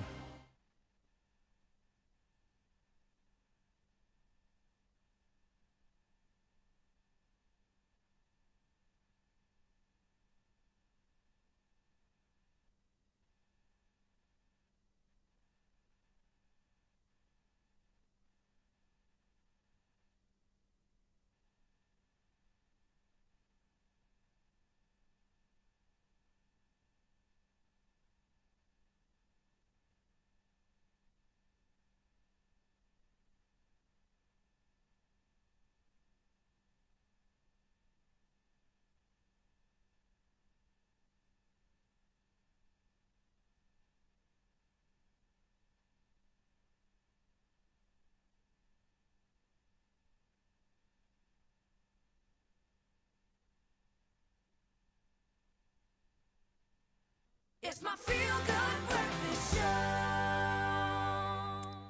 Welcome back as we wrap up the show this morning, Expresso fam. And honestly, we've been winning all throughout because Absa was in the building celebrating 1 year of Your Story Matters. And I hope you never forget just how much your story truly does matter. But your story could change at any moment because, friend, you could get your hands on some millions. Play Powerball and Powerball Plus for 41 million rand in total estimated jackpots this Tuesday for your chance at endless possibilities. Now, make sure you don't miss out because play Powerball for an estimated 19 million rand and Powerball Plus for an estimated 22 million rand today. Buy your tickets now in store or online on nationallottery.co.za, the mobile app, cell phone banking, or simply dial *120*7529# for USSD. All of these details are on our Expresso show pages, so you can go and check them out. But Panda, Pusher, Play Powerball and Powerball Plus for 41 million rand in total estimated jackpots today, and you could win big. Play now, okay? And what I want to press play on is on a superstar. She's ending off the show on a high. Everyone, it is the gorgeous Paxton with none other than her song. Let's get to it, Paxton. Let's go. Thank you.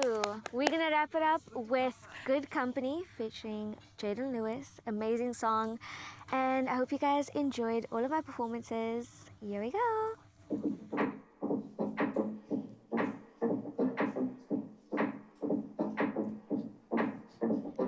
What is your intention with my time? I'm selective when it comes to wine.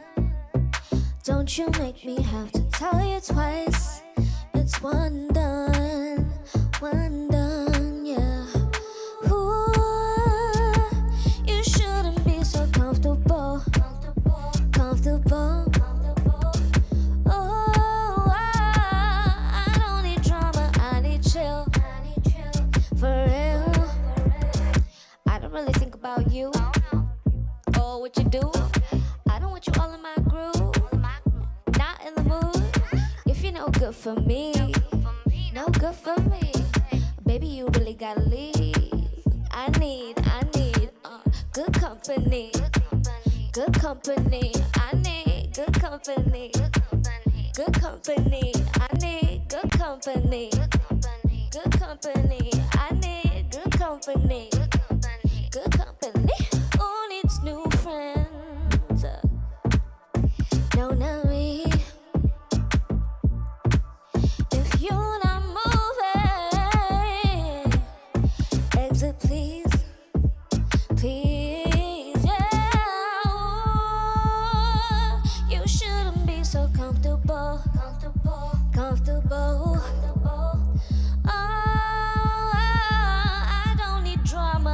Chill, for real.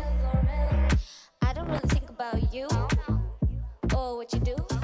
I don't want you all in my group. Another feel-good production.